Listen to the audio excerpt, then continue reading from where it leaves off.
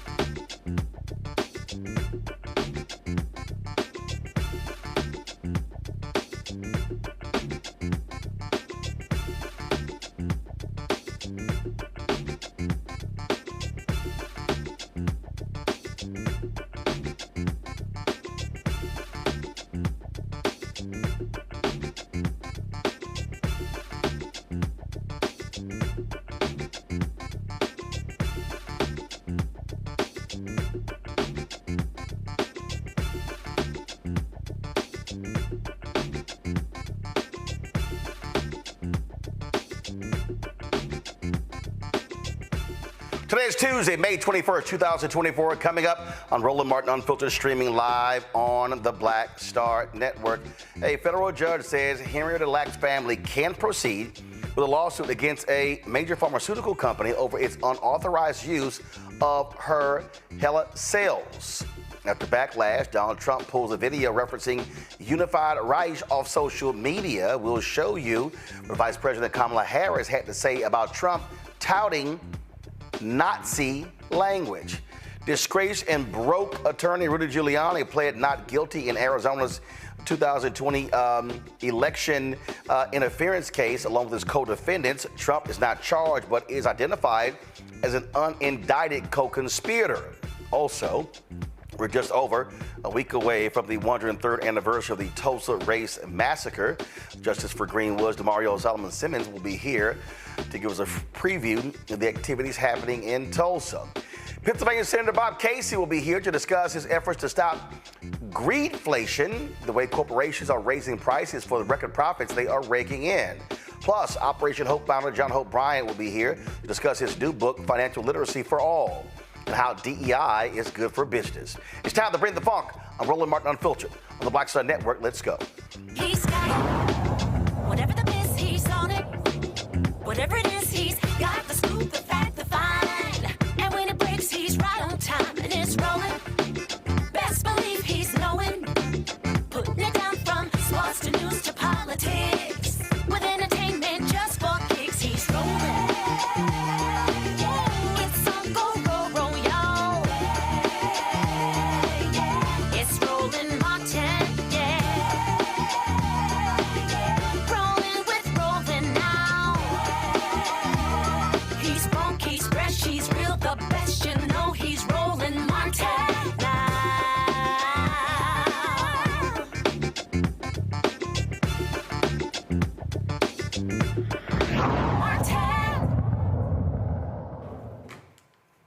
right, folks, let's talk about the case of Henrietta Lacks. Of course, she is the black woman who died, but her cells have played a huge role in many medical advances in this country. Her cells were taken from her body in the 1950s without her permission. A federal judge in Maryland has rejected Ultragenyx's attempt to dismiss the lawsuit filed by the family of Henrietta Lacks.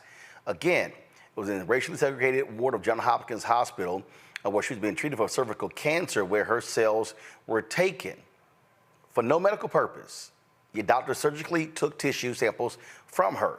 That tissue from her tumor, she died, of course, in 1951, became the first human cells to be successfully cloned, and the harvested cells are known as the HeLa cells. The family is asking the billion-dollar biotech company for compensation and control over the valuable cells. Attorney Ben Crump and Christopher Seeger released the following statement. The family of Henrietta Lacks is grateful for the judge's important decision to deny Ultragenyx's baseless motion to dismiss the case and allow the lawsuit to move forward. This historic ruling is not only a victory for Henrietta Lacks' family, it presents an opportunity to correct a monumental wrong. We invite Big Pharma to the table to resolve this on behalf of Henrietta Lacks' family. My panel, Dr. Mustafa Santiago Ali, former senior advisor for environmental justice at the EPA out of D.C., Dr. Niambi Carter, associate professor, University of Maryland School of Public Policy out of D.C., Dr. Larry J. Walker, assistant professor, University of Central Florida out of Orlando. Mustafa, this is huge because we can talk about her sales, we can talk about land stolen from black people, we can talk about patents stolen from black people. There's a history in this country of black folks having things stolen that have generated billions for other folks. And since Ben Crump's involvement, this family has been successfully winning settlements from other folk because of what happened to Henrietta Lacks. Yeah, well, you know, our country is built on a history of extraction. First, they started with the extraction of indigenous people, moving them around. Then they went to Africa and enslaved us. And then when we look through the medical sets of actions that have happened, we've seen not only Tuskegee, but we've also seen the experimentation that was done both during our enslavement and after our enslavement, with people doing everything with, doctors actually learning more about how to do hysterectomies without actually asking us, just experimenting on us. So there's a laundry list of the types of actions that have been used to extract our dignity, extract parts of our body, and a number of other things. And now you've got these pharmaceutical companies that continue to make huge amounts of profit. Last year, they made over $100 billion, the pharmaceutical industry did. And when we look at the history of what our dear sister Lacks left behind for us, when you look at many of the cures and treatments for both cancer and COVID-19 and HPV, and the laundry list goes on of how her cells have been used, there is a huge amount of money that is tied to that has never come back to her family, or even the history and the honoring of what she has done for the medical community. So we now have a moment to make sure that folks are actually receiving the resources that they are due, but also putting a spotlight on both the injustices that have happened and also the contributions we have made, whether willingly or unwillingly. And Niambi, listen, this is why there are lawyers. You see, and I love these people out here who love to criticize Attorney Ben Crump. Oh, he jumps in these cases. He's screwing over black people. He doesn't win these cases. First of all, these people have no idea, first of all, how the criminal and civil cases, how those systems matter. But also, when you hire a Ben Crump, you are hiring somebody to purposely bring massive media attention to your story, to put pressure in order to reach a settlement. Absolutely. And I think this family has been trying for many years, really since the publication of Rebecca Skloot's book, to achieve some sort of resolution to this. I mean, they had a family member whose cells were stolen and they didn't even know it had happened until the publication of that book and some other investigative pieces, and then trying to rectify that wrong. I mean, this is something that today would have monumental consequences for the medical establishment who harvested these cells and for anyone who purchased, cloned, and would use those cells. And we're just trying to act like, well, it was 1951. There really wasn't an IRB and all of these things that are there to kind of safeguard the public from medical experimentation. And so it's kind of all good. And I think what this moment is showing us is that these kinds of wrongs don't actually have a shelf life. And when we're thinking about the billions and trillions of dollars this woman's cells have generated, and to see her family have to struggle for generations, I mean, it's just disgusting. And it's really about time. And I think, you know, were it not for the Ben Crumps and others of the world, this family would still be facing you know, many of the same hurdles to having their case heard. I mean, even knowing where to start. I mean, this is why people have attorneys. This is why people have, you know, celebrity attorneys. Like, where do you even start to address this kind of a wrong? I think many people probably have claims that otherwise languish because they just don't have the legal knowledge, the funds, and other things to move these cases forward, which is why it's important for the Ben Crumps and the Lee Merritts and others of the world to assist families who are facing a range of injustices, not just, you know, police abuse and other things. And so I think this is an extremely important moment and why you need those kinds of folks around in cases like this. You know what, Larry, it's interesting. I came across this item on social media. Again, when you talk about ideas that black people, in terms of our creativity and how generationally we don't benefit from that, you know, this is a perfect example right here. But I had no idea about this story right here. And when I saw it, I was like, wow, are you serious? And it's a guy, John Young, a brother in Buffalo, who actually created buffalo wings, but did not earn the millions or the billions because of the patent. I just want to play this real quick. You know, in hindsight, if he had have patented, we wouldn't be having this discussion. John Young is a man many credit with being the originator of the buffalo wing. He opened his first business on Jefferson and Carlton in 1963, where he started selling whole chicken wings. At the time, this was a part of the chicken that was either thrown away or used for stock. Young moved business up to Jefferson and High Street, but it was only once he realized sauce was boss that business started to boom. He was saying that the first 2 days that he opened the doors, he realized he had created a monster. People came from everywhere to get the wings with the mumbo sauce. Mumbo sauce, a tomato-based concoction, was brought to life at Young's third location at Jefferson and Utica. Many near and far remember the famous deal splashed across the side of his building, 10 whole wings for $1. Young had many friends at the time, including Frank Bellissimo, who would go on to trademark the buffalo wing with his wife many years later. Racial and social instability forced him to leave his business behind and take his family to Decatur, Illinois in 1970. His family says Young's inability to trademark and market his mumbo sauce is partly to blame for why they feel he's been written out of the history of the wing. Young left a handwritten account to his daughter of what he calls the truth. And until his death in 1998, his family says it pained him to feel that story was being erased.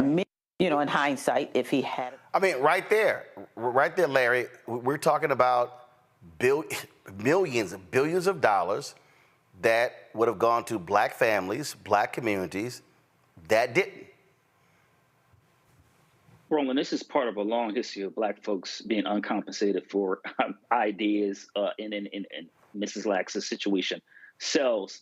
It is unfortunate. Is a time-old tradition in America, and as you're right, you know there are so many different accounts. This one, obviously, Buffalo Wings and Henrietta Lacks, which we're talking about, in which black folks could build generational wealth, and I think that's one of the things that's really important. As it relates to, Ms. Lacks, this is, it's been over 60 years, Roland, and once again highlights the challenges of being black in America in terms of, you talk about the creativity of black folks, but, unfortunately, there's always so many barriers in place for us to really get the due that we deserve. And, I listen, it's interesting because watching this, talk about buffalo wings, the mumbo sauce. The first time I came in contact with was when I lived in D.C. And then after that, lived in Baltimore. And so very familiar with Henrietta Lacks' story, which still resonates with Black Baltimoreans, to this day. But, just once again, right, we have to do right. And I'm glad, Attorney Crump and his colleagues are suing the pharmaceutical companies because they literally probably make billions of dollars from this. And I'm hoping they settle out of court and her family gets their just due. And like I said, it's been 60 plus years. But once again, this is another example of justice denied when it comes to the Black community. Indeed. Got to go to a break. We come back, folks. More on the Black Star Network, including Donald Trump loving him some neo-Nazis. Where did we show you the video that he was trumpeting? Now taken down, but it's clear exactly where he stands. Also, we talk about financial literacy with John Hope Bryant, who has a new book out on the subject. Folks, you're watching Roland Martin Unfiltered right here on the Black Star Network. First, President Barack Obama's road to the White House. We got about 500 copies of the book available. And so this actually is all of the coverage of the 2008 election. But the other thing is this here. I talked to folks like Malik Yoba, Hill Harper, Erica Alexander, Kevin Lau, Spike Lee, Tatiana Ali. There's a lot of behind-the-scenes stuff in here as well, where I talked about some of the stuff that went down at CNN. Also, when you go through here, a lot of the photos that you see in here, photos that I actually shot, photos that were my time at CNN. And so what I decided to do, because one, I published the book and I own it myself, is that so I said, you know what, I'm going to slash the price to $10. I'm not reprinting the book. So once we are sold out of these 500, that's it. They're gone. So you can go to RolandSMartin.com/the-first to get a copy of this book. Everybody who orders this book through the website, not on Amazon, only through RolandSMartin.com. I will personally autograph and mail you a copy of this book. It's all of the covers, the actual interviews that I did with him. And just to show you, of course, when it came out, there's actually even in here the interviews that I did with him and Michelle Obama, which won TV One Cable Network's its first 2 NAACP Image Awards. And so all of that for $10, go to RolandSMartin.com the first and order your copy today. Hey, yo, what's up? This is Mr. Dalvin right here. What's up? This is KC. Sitting here representing the JODECI. That's Jodeci. Right here on Roland Martin Unfiltered.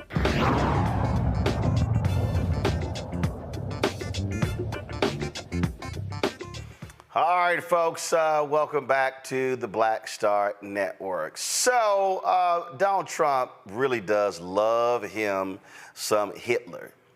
Often is talked about them. Okay, now guess what? He's now taken down a video that was posted on his Truth Social account that included a reference to a unified Reich after President Joe Biden's campaign and others criticized use of language often associated with the Nazi regime.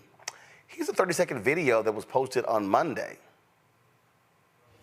What happens after Donald Trump wins? What's next for America? The economy booms. American energy is unleashed and an end to crushing taxes. The border is closed and the largest deportation in history is underway. No more wars as we focus on home. Law and order is restored. The American dream is back and the best is yet to come. Make America great again. Just love him some Nazi references. Well, Vice President Kamala Harris had something to say about this. Extremists are trying to divide our nation. And we see them as they encourage xenophobia and hate. Just yesterday, the former president of the United States. This kind of rhetoric is unsurprising coming from the former president, and it is appalling. And we got to tell him who we are.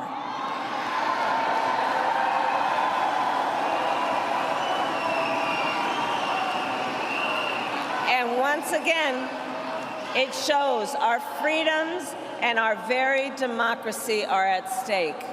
In the face of these attacks, let us remind each other of our collective power. Let us continue to stand against those who dare to attack our freedoms. And let us continue to fight to make real the promise of America. So this has been talked about, and on The View, Alyssa Farah Griffin, who actually used to work for Trump, talked about this and said how she also was appalled. Watch this. It doesn't impact millions of Americans the way somebody calling for a third Reich or saying immigrants poison the blood of America in this rhetoric he's using does. So we always have to be ready to call it out. And I just took a little bit of issue. So the throwing the staffer under the bus, and then they tried to claim it was stock footage of a newspaper. So I watched the ad a couple of times. They specifically selected lines about Trump. Trump wins by a landslide, make America great again, largest deportation program in history. And then they chose this. So they want me to believe they chose all of those lines specifically, but that one just somehow snuck in there. It just doesn't even make sense. It's not like he's saying the quiet part out loud. He's shouting it. Yeah. It doesn't impact millions of Americans. And that's the deal, Nyambe, he's shouting it. And so believe him. And for all of these people who keep acting like, oh, this is no big deal. You know, when you have idiots like Amber Rose out there, when you have Waka Flocka Flame supporting Trump, when the Cardi B's of the world say, oh, I can't stand both, so therefore I'm not voting. Okay, I'm trying to tell all you fools, if that pathetic orangutan gets back into the White House, trust me, they are going to be executing an agenda that is beyond shameful. Oh, absolutely. I mean, I think this is the problem, especially with people who are exceedingly wealthy, as some of the people you talked about. I mean, they can withstand maybe some of this. They have the money to flee, to move elsewhere, to do other things, even maybe stay in the country and live through what Donald Trump has promised will be an authoritarian regime. I mean, he said, I want to be an authoritarian for a little bit. I mean, he was one when he was president the first time. He will certainly be worse this time. He's trying to get revenge. And what he was doing was essentially putting this ad out there to see what Americans would tolerate, to see how far he could push them. This was not some sort of guffaw. This was not some insincere or tepid effort on his part. This is exactly what he believes. He believes America belongs to white men in particular. He believes that only wealthy people should have rights in this country. I think that's something that many of his followers need to get in their heads. He has no respect for people who do not have money. He has even less respect for white people with no money. This man is going to be a danger and a threat on every single level. The people that he surrounded himself with, the Roger Stones and the Steve Bannons of the world, they've gone nowhere, right? So he is going to be even more of a problem, and that's putting it mildly. Should he win again, particularly with the particular idea that presidents can't be prosecuted for anything. Yep. So God knows what he may do. Mustafa, when you look at what this thug said to Big Oil, go to my iPad, he actually met with oil executives and said to them, hey, if y'all give my campaign $1 billion, I'm getting rid of everything. I'm getting rid of electric vehicles, wind energy, everything. I'm going to give fossil fuel industry whatever they want. That's the kind of person we're dealing with here. Yeah, you know, Trump is in favor of genocide. And let me clarify what I mean, because I know when you use that word, it can raise lots of different flags.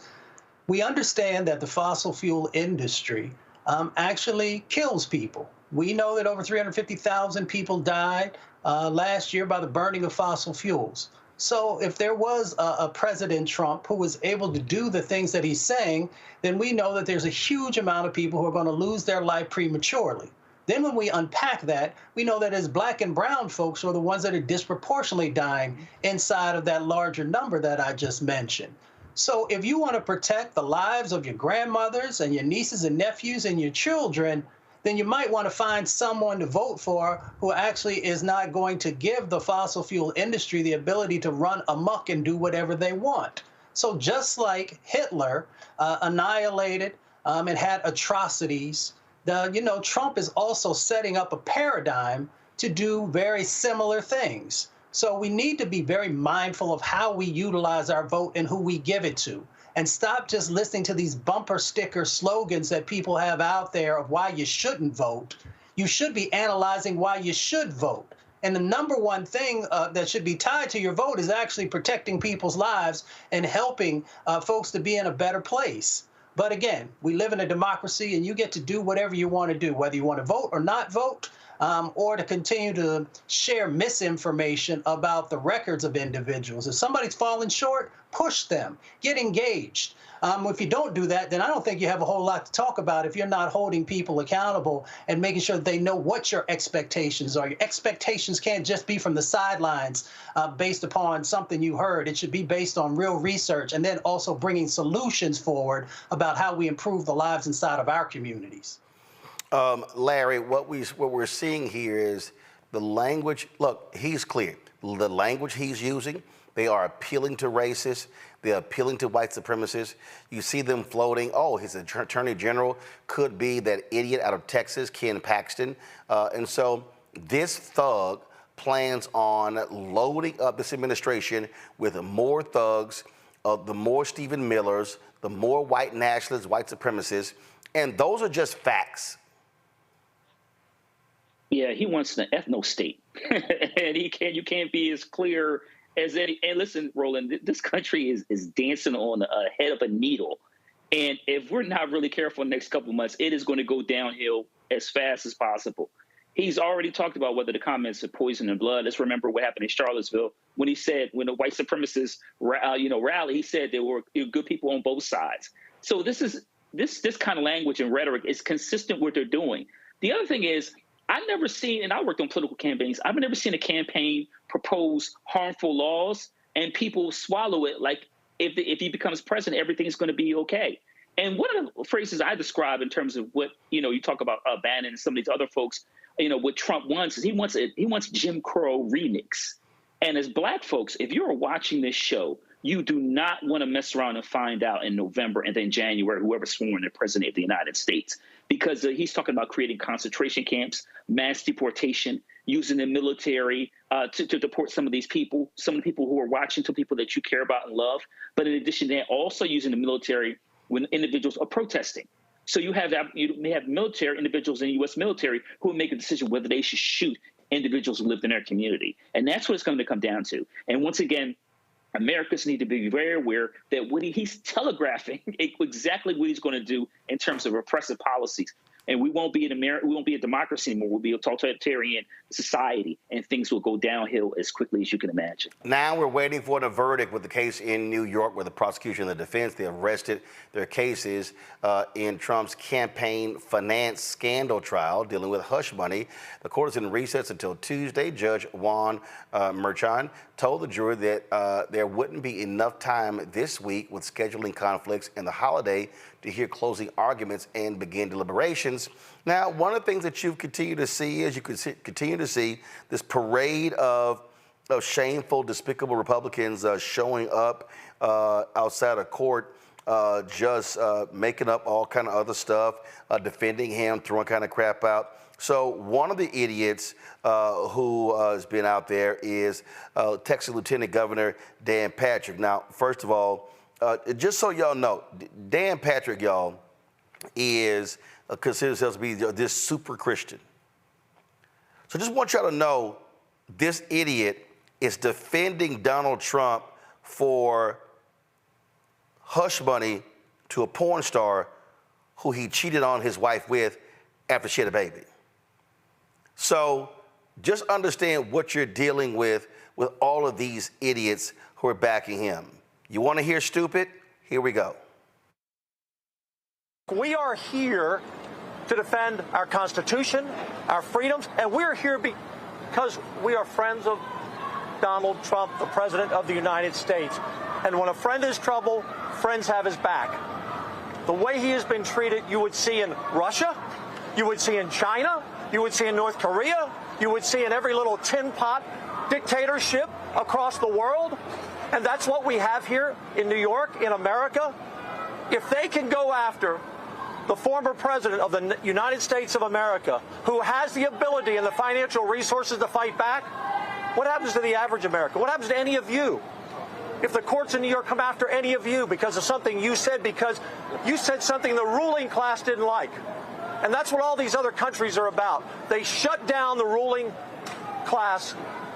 They want to be sure that anyone that speaks up against the ruling class disappears. They want Donald Trump to disappear. They want to send him to jail. They want to take him off the main stage because they know here's their biggest danger to taking the ruling class down. No, you know. So Donald Trump is not a part of the ruling class? Really? Really?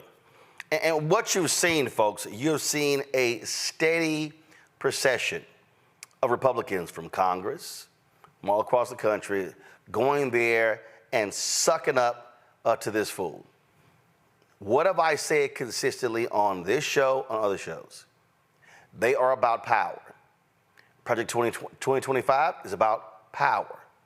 And Larry, people out there who are sitting here talking about, man, I ain't gonna vote, I'm gonna sit on the couch. We already see right now, the Republicans want to make massive cuts to SNAP benefits. That's food. We're dealing with a country where 30,000 people die every year hungry. They want to cut SNAP. We can go on and on and on talking about the policies they plan to enact. And all of anybody out there who's running around talking about, man, but them STEMI checks we got, those checks ain't coming back. I'm telling you right now, it ain't coming back ever, ever, ever. Y'all can F around and find out. But then y'all gonna be real pissed when y'all find out. And then we gonna say hashtag, we tried to tell you, Larry. You ain't telling no lie, Roland. And this is like Avengers Endgame. And listen, once again, I made my point earlier. They're not telegraphing. They tell you exactly what's going on here. First of all, he's got a bunch of his generals and lieutenants who are, state and federal leaders with the Congress, or you even talked about Patrick, Lieutenant Governor in Texas, among other individuals. And the language they're using is to delegitimize, when it comes to the judicial system. So here's a powerful white man who held the most powerful position in the world, who's somehow not part of the ruling class and is being treated unfairly. So, and obviously, for a lot of these white folks from middle class and underserved backgrounds who voted for him a few years ago and certainly will vote for him again, they won't realize how foolish the mistake they made until it starts impacting them. And let's just be clear about what this is really about. Because if folks who vote for him who don't look like the panel and like everyone on the show, if they realize what these policies really would do and they think they won't be impacted by it, then they wouldn't even think about voting for them. But the challenge is that they believe that the policies that the Biden-Harris administration is putting forward is trying to balance out the system. And that is essentially what this is about. It is about getting power back that you think you've lost. And once again, creating a Jim Crow remix where Black folks and other minoritized groups don't have any power. We suffer, our mortality rates go down, and we continue to deal with many of the challenges we dealt with prior to the Great Society programs in the 1960s. And if folks are watching it, you better get up, register to vote, get other people registered to vote, support campaigns, and get out there, or once again, we will regret it after November. And that's the thing that is real, Mustafa. And when you listen to these idiots stand there and talk about, oh my God, how this is so unfair, not being allowed to speak, anybody else would be sitting their ass in jail if you actually got charged 4 different times, 91 counts. Yeah, Donald Trump, his whole life has been about privilege. I'm sorry, let me clarify it, because if I just say privilege and leave it there, people might not understand. White privilege, wealthy privilege. And because he has had that, he has been able to thumb his nose at the law at every turn, going all the way back to him and his daddy. And the things that they got in trouble with around housing-related issues and not wanting to rent to people who look like folks who are on the panel here tonight. So he has been able to utilize his privilege to actually get over on the system, to have a whole bunch of everyday people who started their own small businesses end up going out of business, going into bankruptcy because they did business with him. And because he made the decision and his team that what was owed, he thought that he could only have to pay a percentage of it. So when we look at what's going on here in this moment, you really got to take a step back and just ask yourself the question that Roland posed to us just as we started here. If it was anybody else who was Black or brown or indigenous or even a lower wealth white person who did the things that this individual has done, would they receive the same type of support from the legal system? Would they also be able to get away with saying certain things and there being no repercussions for them? So we really got to make sure that justice actually has equality built into it. And this is the moment when we also know that to make that become a reality, that you got to vote. And that just means you got to get engaged. And if we have to say it 1,000 times over and over again, eventually it will find fertile ground. Because if you want change to happen, if you want to make sure that those folks who have had privilege, who break the law, that they are held accountable, then that means that you got to vote. You got to get the right judges that are in there that will be fair and impartial. And you just got to make sure that you're utilizing your power.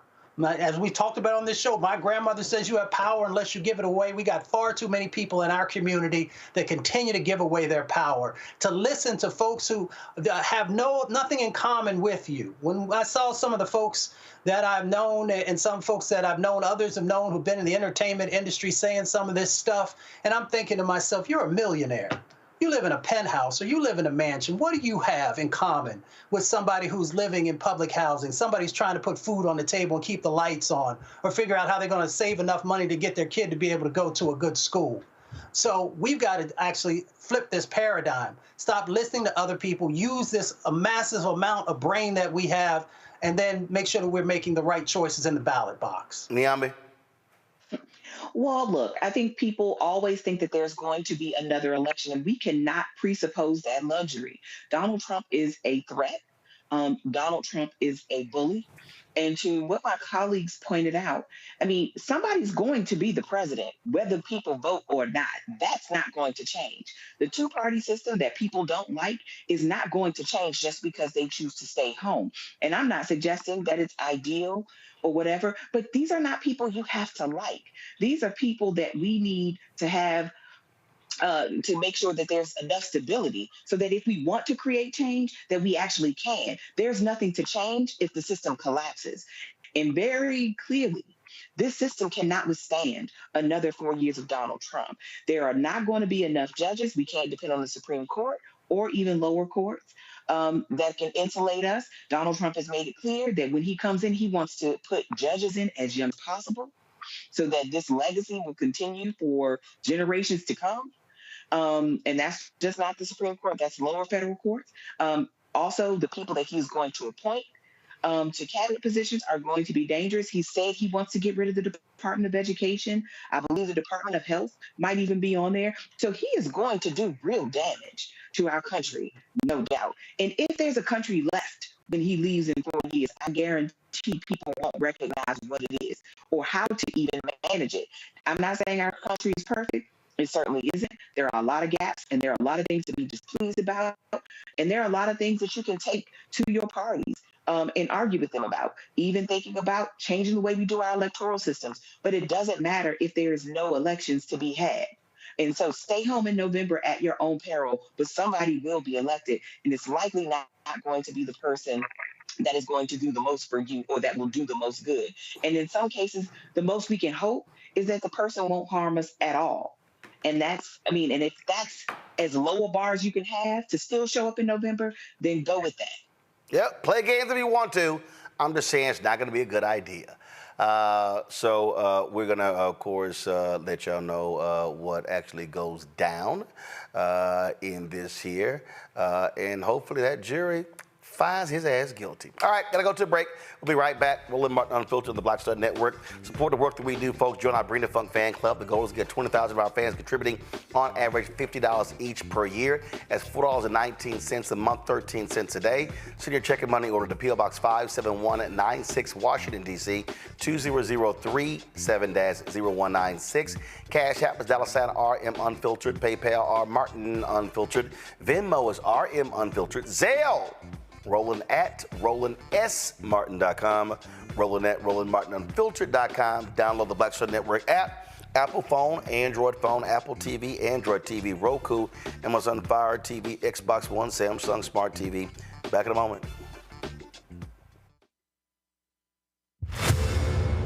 I wanted the people of Baltimore to hear it from me. I have done nothing wrong. But I see that what you are trying to do is destroy this black woman for doing her job. I've heard your calls for no justice, no peace. However, your peace is sincerely needed as I work to deliver justice on behalf of Freddie Gray. Maryland was a force to be reckoned with. I was assuming this was all because of Freddie Gray, but it actually is much deeper than that. Baltimore's top prosecutor, a woman named Marilyn Mosby, was indicted yesterday in the Eastern District of Maryland for perjury. Couldn't help but think about Donald Trump. This is what you got to deal with when you are a black woman fighting for just causes in America. Yeah, but just taking on the police, period. She's stepping on their toes. They want to cross her out of the system so she can't stand up for the preacher. Reached in the pool and grabbed me and pulled me out. Imagine if this were you. You would want people to stand in your corner. I lost my car. I lost my job. I lost my marriage. And I almost lost my mind for a little while. It's just so much right now, Lord, and I'm just saying, why are you putting all of this on me? I'm about to break. Nobody knew that healthcare could be so complicated. Trump was a failure on healthcare. Hundreds of thousands of black Americans lost healthcare insurance. That is outrageous. And if he's president again, he would cancel insurance for millions more of us. We cannot go back. President Biden and Vice President Harris have lowered healthcare premiums and expanded coverage for black families. They also capped the price of insulin at $35. Joe Biden is getting the job done for people just like me. I'm Joe Biden, and I approve this message. Hello, I'm Paula J. Parker. Truly proud on the Proud Family, louder and prouder on Disney+. And you're watching Roland Martin, Unfiltered.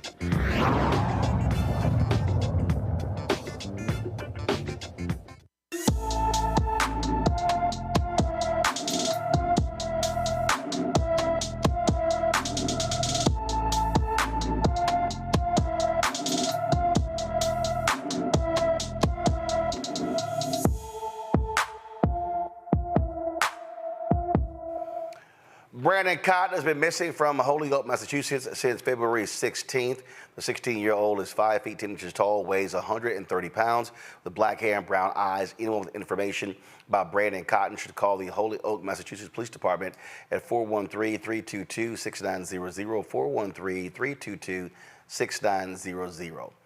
Former Trump campaign lawyers Rudy Giuliani and Christina Bobb pled not guilty today. The duo and other Republicans answered charges in an Arizona courtroom over an alleged plan to keep Donald Trump in the White House by falsely certifying he won the state in 2020. Giuliani and Bobb are among 18 people indicted by a Maricopa County grand jury last month. All face 9 felony counts, including conspiracy, forgery, and fraud. Giuliani appeared remotely Tuesday and was ordered to post a $10,000 appearance bond. Trump is not charged in the case. Still, the indictment names him as an unindicted co-conspirator one, a former president of the United States who spread false claims of election fraud following the 2020 election. He faces federal and state election interference cases brought by special counsel Jack Smith in D.C. and Fulton County DA Attorney Fonnie Willis in Atlanta. Here's why Giuliani was so hilarious. He was sitting here running from the subpoena, y'all, and he wouldn't let himself be served.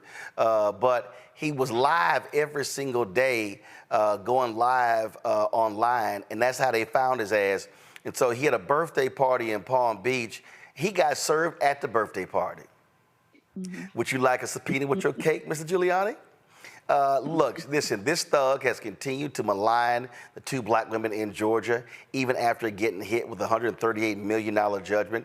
And the bottom line is, it couldn't happen to a better scrub, Mustafa. When they say stupid is and stupid does, I'm just like, man, you could tell that he also lived a life of privilege, because he would have understood not to be making his locations so easily found. But that's beside the point, because if he hadn't been a part of an administration that was less than any administration we've ever seen before, he wouldn't be running into these problems. If he didn't continue to live out the paradigm of his former boss, then he wouldn't be in the situation that he is. If he had any character, then he wouldn't be in the situation that he is. So the things that are coming back to him, as Malcolm once said, coming home to roost, the chicken's coming home to roost. He should have been quite aware that these moments were actually going to eventually play out. You know, what we're facing here again, and I know somebody out there saying, man, y'all just sitting here talking about Trump again. I need people to understand, these folks don't have a bottom, Larry. They don't have a bottom. They will do whatever it is in order to win. They tried to steal it last time. Don't think for a second they won't try it again. Yeah, a couple of years ago was a dry run, and based on what we're seeing from the Supreme Court, if it doesn't work this time, they hoping it works in a couple of months. And Roland, it's interesting with Giuliani because I remember a time when he was mayor of New York City and instituted stop and frisk, and a lot of times he was pretty much like, hey, listen, if you just comply, you'll be fine. That didn't work out for a lot of black and brown brothers and sisters in New York City during that time, and still being used in cities and jurisdictions throughout the country.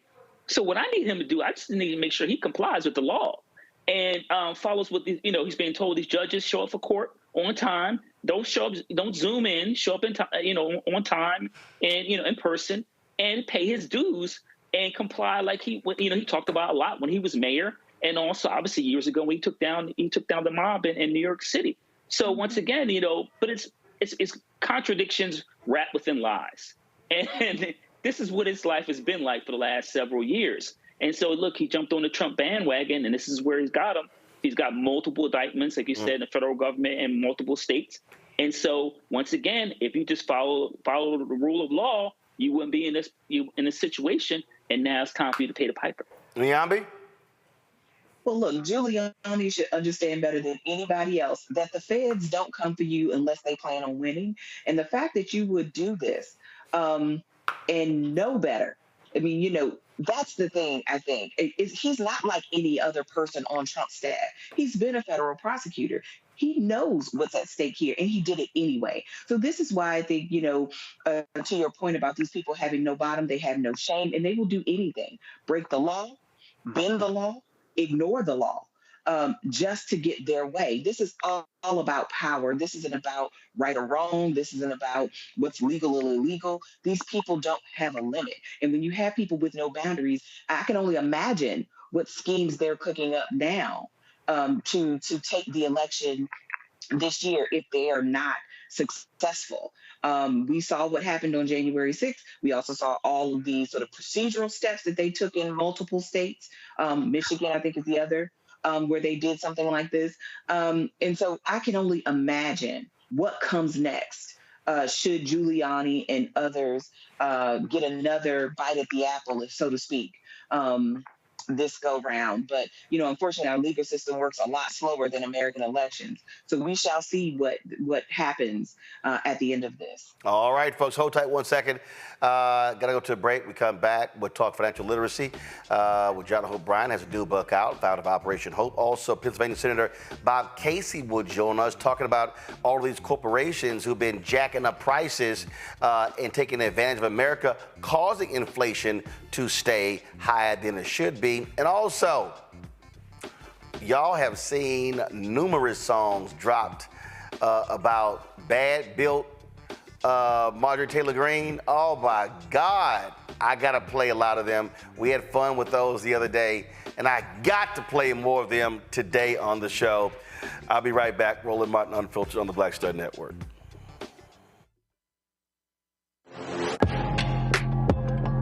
A lot of y'all have been asking me about the pocket squares that we have available on our website. You see me rocking the Shabori pocket square right here. It's all about looking different. Now look, summertime is coming up. Y'all know, I keep trying to tell fellas, change your look, please. You can't wear athletic shoes every damn wear. So if you're putting on linen suits, if you're putting on some summer suits, have a whole different look. The reason I like this particular pocket square, the Shabori, is because it's sort of like a flower. and looks pretty cool here versus the traditional boring silk pocket squares. But also I like being a little different as well. So this is why we have these custom-made feather pocket squares on the website as well. My sister actually designed these after a few years ago. I was in this battle with Steve Harvey at Essence, and I saw this at a St. Jude fundraiser. I saw this feather pocket square, and I said, well, I got some ideas. So I hit her, and she sent me about 30 different ones. And so this completely changes your look. Now, some of you men out there, I had some dudes say, oh, man, I can't wear that. Well, if you ain't got swagger, that's not my problem. But if you're looking for something different to spruce up your look, fellas, ladies, if y'all looking to get your man a good gift, I've run into brothers all across the country with the feather pocket squares saying, see, check mine out. And so it's always good to see them. And so this is what you do. Go to RolandSMartin.com/pocket squares. You can order Shibori pocket squares or the custom-made pocket squares. Now, for the Shiboris, we're out of a lot of the different colors, and I think we're down to about 200 or 300. So you want to get your order in as soon as you can, because here's what happened. I got these several years ago, and the Japanese company signed a deal with another company, and I bought them before they signed that deal, and so I can't get access to any more from the company in Japan that makes them. And so get yours now. So come summertime, when I see y'all at Essence, y'all could be looking fly with the Shibori pocket square or the custom-made pocket square. Again, RolandSMartin.com/pocket squares. Go there now.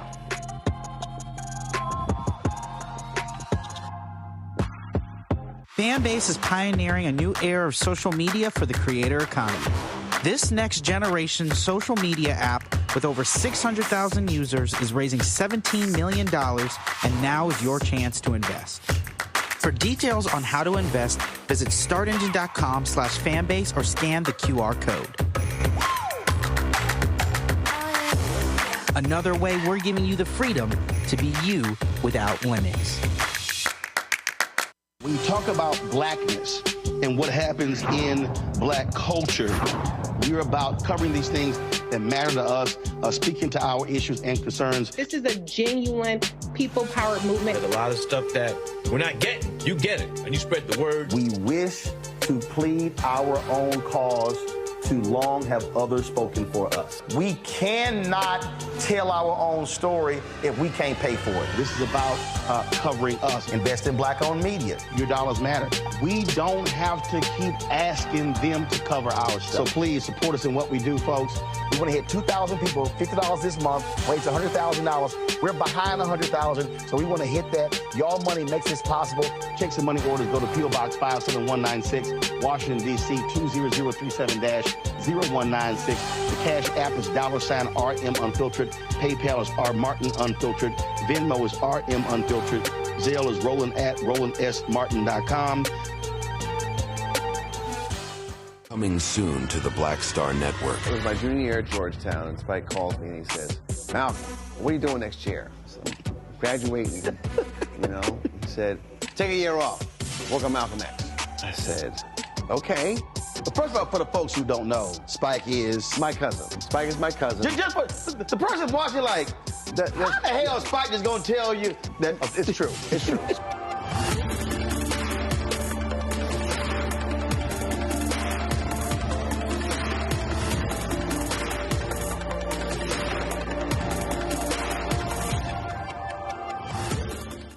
Next on A Balanced Life with me, Dr. Jackie, summertime when the living is easy, or is it?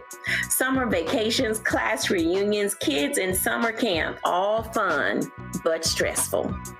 You need to get into a summer mindset and have a plan. Oh yes, our panel gives us their favorite summer planning hacks. On a next A Balanced Life with Dr. Jackie here at Black Star Network. Hi, I'm Jo Marie Payton, voice of Sugar Mama on Disney's Louder and Prouder Disney Plus, and I'm with Roland Martin on Unfiltered.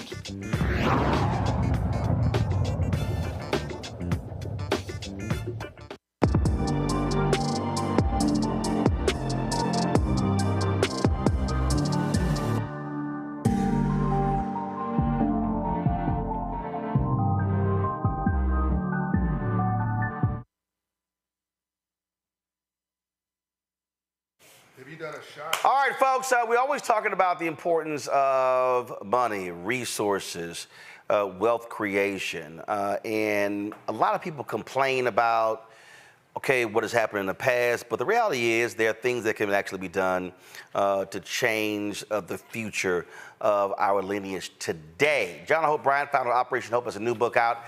Folks, it is called Financial Literacy for All, Disrupting Struggle, Advancing Financial Freedom, and Building a New American Middle Class. He joins us in studio. Doc, glad to have you here. Honored to be here. Came here just for you. Let's talk about it. People need, by the way, people need to, when you're in Washington, go to the King Memorial, go to the Lincoln Memorial, go to the White House tour, do all that, then come see Roland Martin's real, serious studio. This is not some like created on Instagram thing. Like he's got I'm really upset with him because he's got an entire command center, control room, that looks just like CNBC, CNN, or anybody else. It is absolutely beautiful, and it was done by a black-owned company. Yep, out of Atlanta. So lights were done by a black-owned company. The green screen done by a black drape company. The set was built by a black set design company. And black artists, black artists, black artists. Yeah, he's got Freedom Journal on the wall. Black artists, black artists, black artists. So all that. You get off the elevator, he's got elevator ID. You know, you call that, I keep talking about the streets to the suites.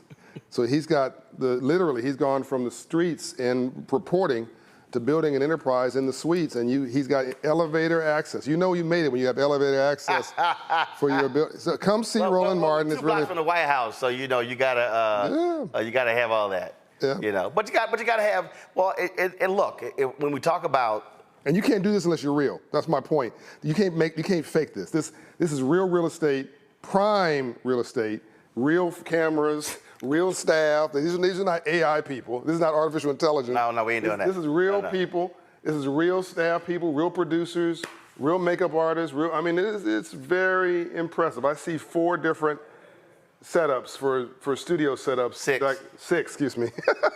So the set is 1. Yeah. Standing position is 2. This is 3. That love wall is 4. The green screen is 5.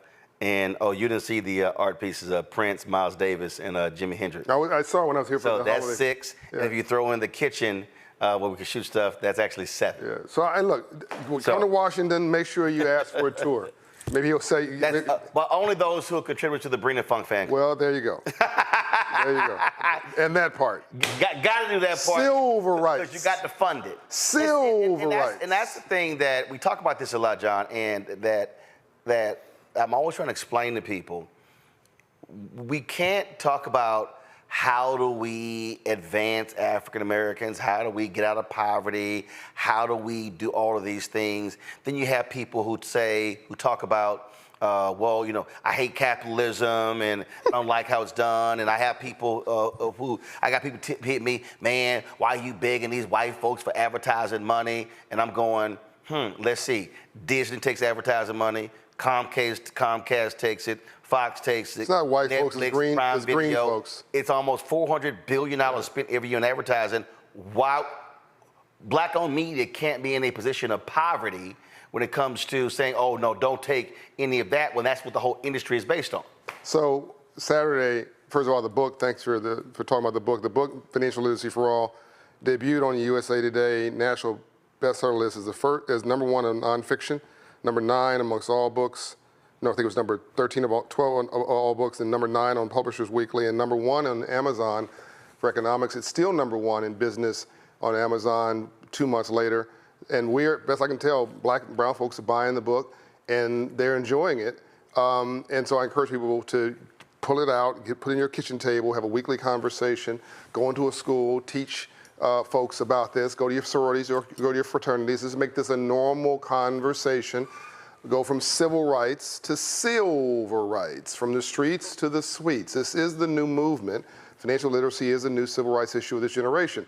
On Saturday, you and I were talking, I think it was Saturday, you landed in Palm Springs, and on your Twitter feed, if you refuse to call it the new name, Same. Thank you. On your Twitter feed were people arguing about something that was pretty ridiculous, well, why are you talking about capitalism? I hate capitalism or something like that.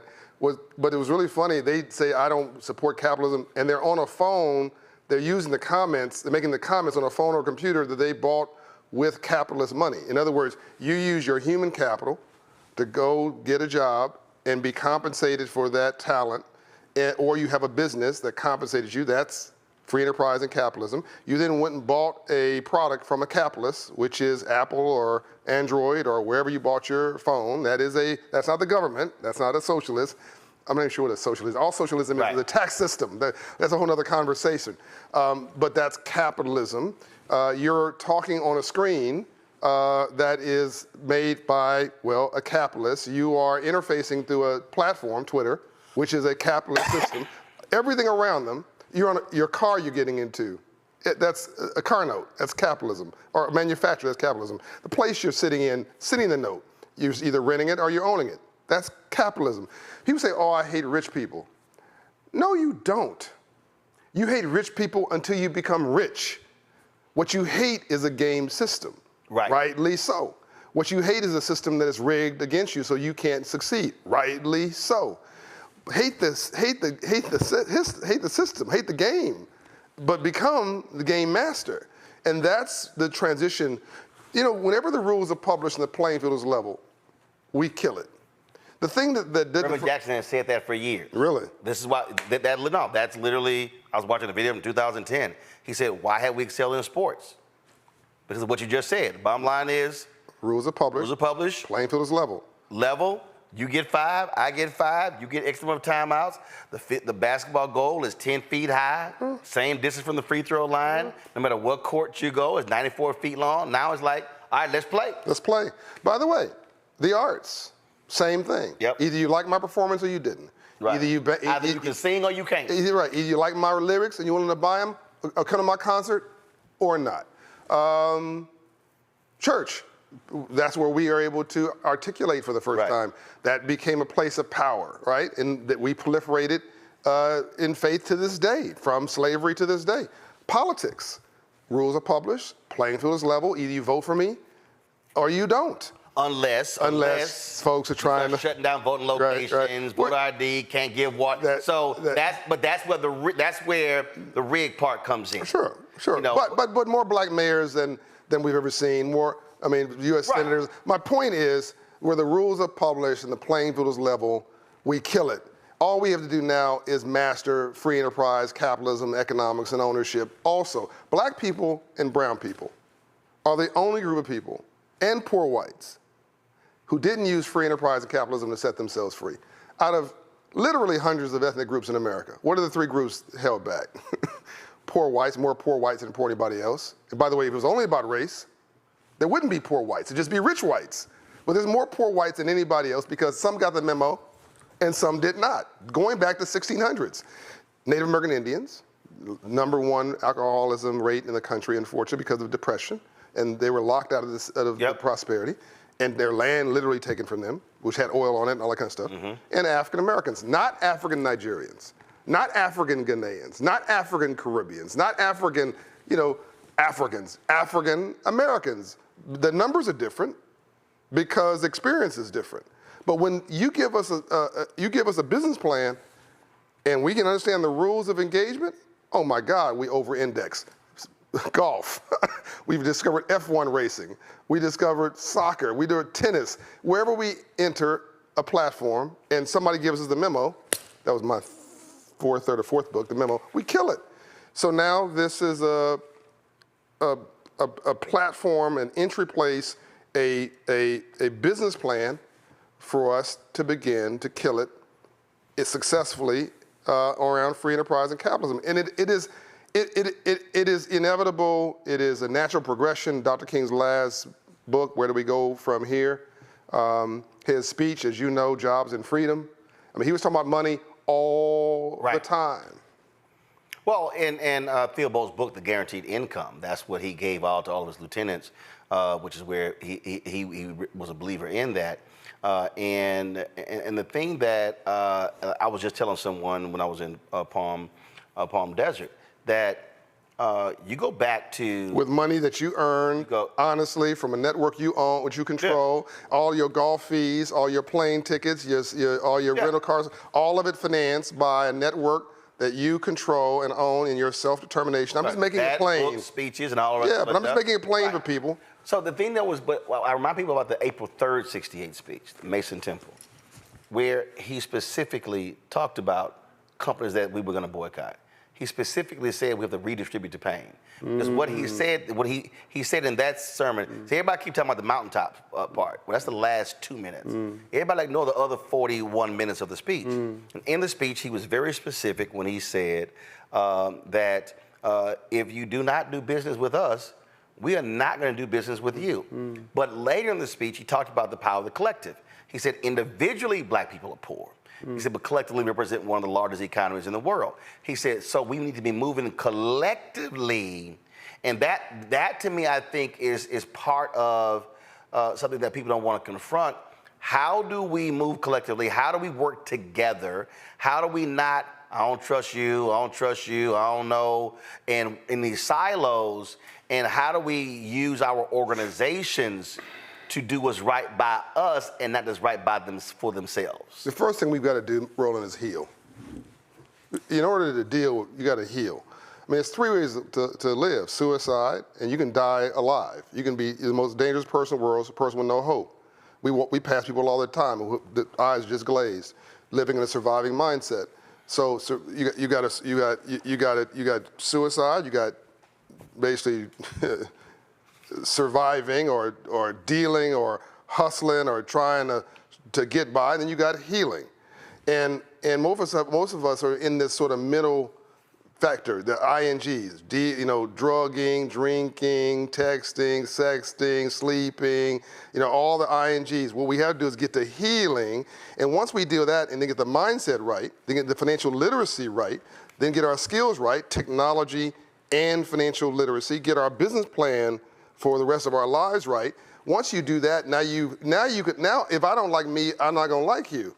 If I don't feel good about me, I'm not gonna feel good about you. Why does somebody play hating Roland Martin? Why wouldn't they just say, bravo? I mean, if you have high self-esteem, you're like, God bless the brother. I may not be my business plan, but I'm glad he's killing it, and more like it. But if somebody's hating on you or me, that's not my problem, that's their problem. I even said, look, it's the folks who run their mouths on YouTube, they be on social media, and I've literally said, I don't pay attention to you. Because you have high self-esteem. But I also say, y'all, do you. I don't care. Go do you, say whatever you want to do whatever you want to do, because I don't talk about y'all. But you're always talking about me. I like what you're doing much better than what other people are not doing. Again, are you an expert at what you're against, surviving mindset? Are you an expert in what you're for, thriving in a winning mindset? That was my 4th book, I think, Up From Nothing. So all this is part of a narrative, and what we have to realize, Malcolm X, we've been bamboozled, we've been tricked, we've been fooled. They really succeeded in destroying our self-esteem. Yes. Our self-esteem. And so the part of the working together thing is we got crab in the barrel disease really badly. But again, if I don't like me, I'm not gonna like you. Tom Burrell talked about that in his book Brainwash when he said that there's been no group in America that has been under continual assault. Mental assault. With messages. Emotional assault. Through media over such a long period of time, African Americans. You always use the phrase, we need a reboot. I always use the phrase that we need to be reprogrammed. And when we talk about even financial literacy, there has to be a starting point. Like it's sort of like when you do tons of panels, summits, whatever. When I moderate them now, I'm not about to sit here and have an hour conversation on the problem. About the problem. I can't, because it's like, we can run all this stuff down and I just want to cuss somebody out. I'm like, we got problem, boom, boom, boom. Now we better focus on total solution. That's right. So there's somebody who's watching who's like, all right, that stuff sounds great, but look, I can't pay my bills. I'm broke. I can't save no money. I'm gonna make you a millionaire. I can't do it of that. I'm gonna make you a millionaire. This program within 5 years, I'll make everybody watching a millionaire. Just do what I say. Hold on, before you go there. Tell them what your mama did. Oh, yeah. Whew. First of all, she told me, she almost brought tears in my eyes because my mom passed last year, been promoted. Rolling new mom, Juanita Smith. Mom told me she loved me every day of my life. But that's not what you meant, but that's important to say. When your kids screw up, say, I'm frustrated with you. I'm gonna discipline you, you future lawyer. I'm gonna jack you up. I'm gonna give you a whipping, you future entrepreneur. In other words, you gotta discipline them and structure them, but you also gotta to let them, throw them into their aspirational future, because self-esteem, again, is that sensitive thing. So my mother told me she loved me every day of my life, no matter what I was making a mistake. I made a mistake, I wasn't a mistake. Number two, Mom worked and I know this is what you meant, she worked an hourly job at McDonnell Douglas Aircraft. She made $15 to $17 an hour, Juanita Smith. And Mom and Dad divorced over money, so everybody thinks I had a silver spoon in my mouth. My sister Juanita, my mother, my sister Mara, my brother Donnie. I was the youngest. In South Central LA, we had a gas station, hustle, apartment building, gas station Vernon and Normandy. Home on Martin Luther King Boulevard was called Santa Barbara. Apartment building, for 8-unit apartment building was worth millions a day rolling. We bought it for $18,000 back then. Our own home, cement contracting business my dad did with his own home. My dad was a hustler, but he was financially literate. So the more money he made, the broker we got. They argued over money, got divorced over money, domestic abuse over money. Mom went to go live with somebody else, saved enough for a down payment. By the way, he lost all those assets, lost it all. We went to go buy our first home in Compton, California, 15502 South Fraley. She used the equity from that house to then buy another house. While she was working, she did a side hustle on the job. By the way, anybody watching this who's married, one salary to pay the bills, one salary to invest. Yep. Right. But so my mother would have this side hustle selling handicrafts and candies and things she made. She'd save that money to go buy down payment for another home. She bought and sold 7 homes. And when she passed away with an hourly job, 32 years at McDonnell Douglas Aircraft, now Boeing Aircraft, she had $1 million net worth. She had a will. She had a life insurance policy, which she cashed in. She had a burial policy. No one had to go do a GoFundMe campaign to bury her. Can we please stop this? Please stop the GoFundMe campaigns for burial. It costs you $25 or $4 to get a $25,000 insurance policy. You can get, for $40 a month, you can get $1 million life insurance policy. There's your generational wealth, getting ahead of myself. Mom had a will, an insurance policy. She had a savings account, had X dollars in it. And she had these homes that she bought and sold. And when she passed away, there was $1 million that could be distributed, that was distributed over time to her heirs. And so here's a working class woman at basically $18 an hour. So don't tell me with a high school education, went back to school at age 62 and got her high school equivalent and marched with cap and gown. So this is possible. I'm gonna lay out before we finish how everybody watching this can become a millionaire within 5 years. We're going to put a pin in it right now because we're going to go to a break. We're going to come back. We have Pennsylvania Senator Bob Casey. He was supposed to be before John, but they had some meetings and some votes, and so we're going to come back, chat with him. We're going to pick up the conversation with John as well. You're watching Roland Martin Unfiltered right here on the Black Star Network. Support the channel.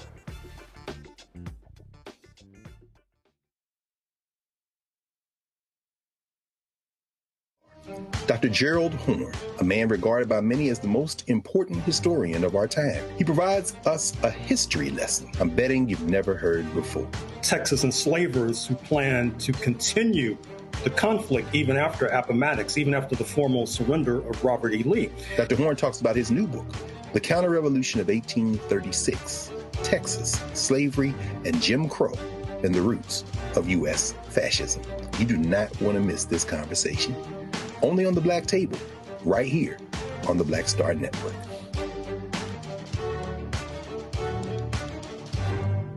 Nobody knew that healthcare could be so complicated. Trump was a failure on healthcare. Hundreds of thousands of Black Americans lost healthcare insurance. That is outrageous. And if he's president again, he would cancel insurance for millions more of us. We cannot go back.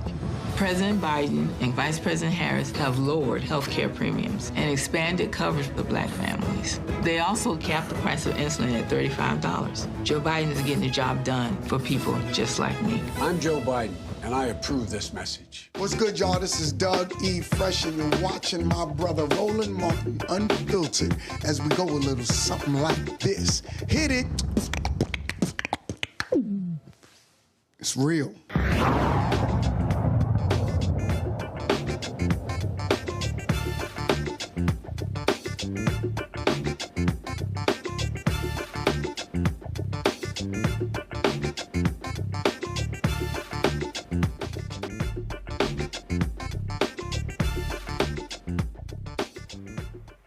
Hey folks, welcome back to Roland Martin Unfiltered on the Black Star Network. Target announced that they are lowering the prices on some 5,000 products. McDonald's announced that they are bringing back a $5 menu. Why? Because customers are rebelling against high prices.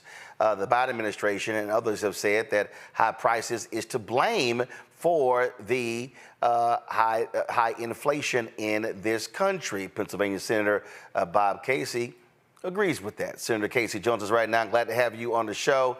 Senator Casey, here's what is crazy. And look, COVID hit 2020, 2021. We're still impacted in 2022. Supply chain was totally screwed up. There were a lot of companies that lost a lot of money. Then all of a sudden, we start seeing record profits. And then we see inflation coming down. And so when you look at every other factor, there's no reason in the world inflation should be even over 3%. And we're still seeing companies jack up prices in lots of sectors. Now what we're seeing are consumers who have caught on to this game. And now they're like, you know what? The hell with this. I'm tired of paying for these prices. And now the companies are realizing, uh-oh, we now got to recalibrate. Yeah, well, great point. I think the power of the consumer is being brought to bear. And we've got to keep up the fight because these companies will not get the message unless we're bringing the fight to them. I just holding up here this report. You can't really see all of it, but it's called Greedflation. I did this report last year, and really it catalogs what you just talked about. And here's the data from the Federal Reserve. July of 20 to July of 22, corporate profits went up 75%, 5 times the rate of inflation. So they're getting away with it. They're jacking up their prices, especially food companies and those producing household items that working folks have to purchase virtually every week. And they were jacking up the prices and get away with it. It wasn't like their costs were here and they're matching their prices to costs. Prices were through the roof. So I think we got to do 3 things. Number 1 is keep pointing it out and prosecuting the case again. Secondly, to pass a price gouging bill at the federal level. Yep. Federal government doesn't have the power it needs. And thirdly, take away those big corporate tax breaks that they got in 2017. See, so earlier in the show, I was talking about Donald Trump's demand to big oil. Hey, raise me $1 billion. I'm going to whack all regulation. I'm going to kill electric vehicles, kill wind energy, and all of that. And here was the craziest thing. You know, in the article, these companies were complaining about regulation. Yet right now, America's producing the most oil ever in American history. So this whole idea with, we're dependent upon OPEC, we're dependent upon foreign countries. No, we're not. And it is if that's not enough money. It's no. We need more money.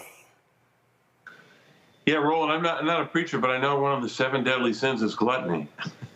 So, I mean, look, when they've gotten the big oil is a good example. You know, I was talking about greedflation earlier. They're doing the same thing with oil. We should, and the gas prices.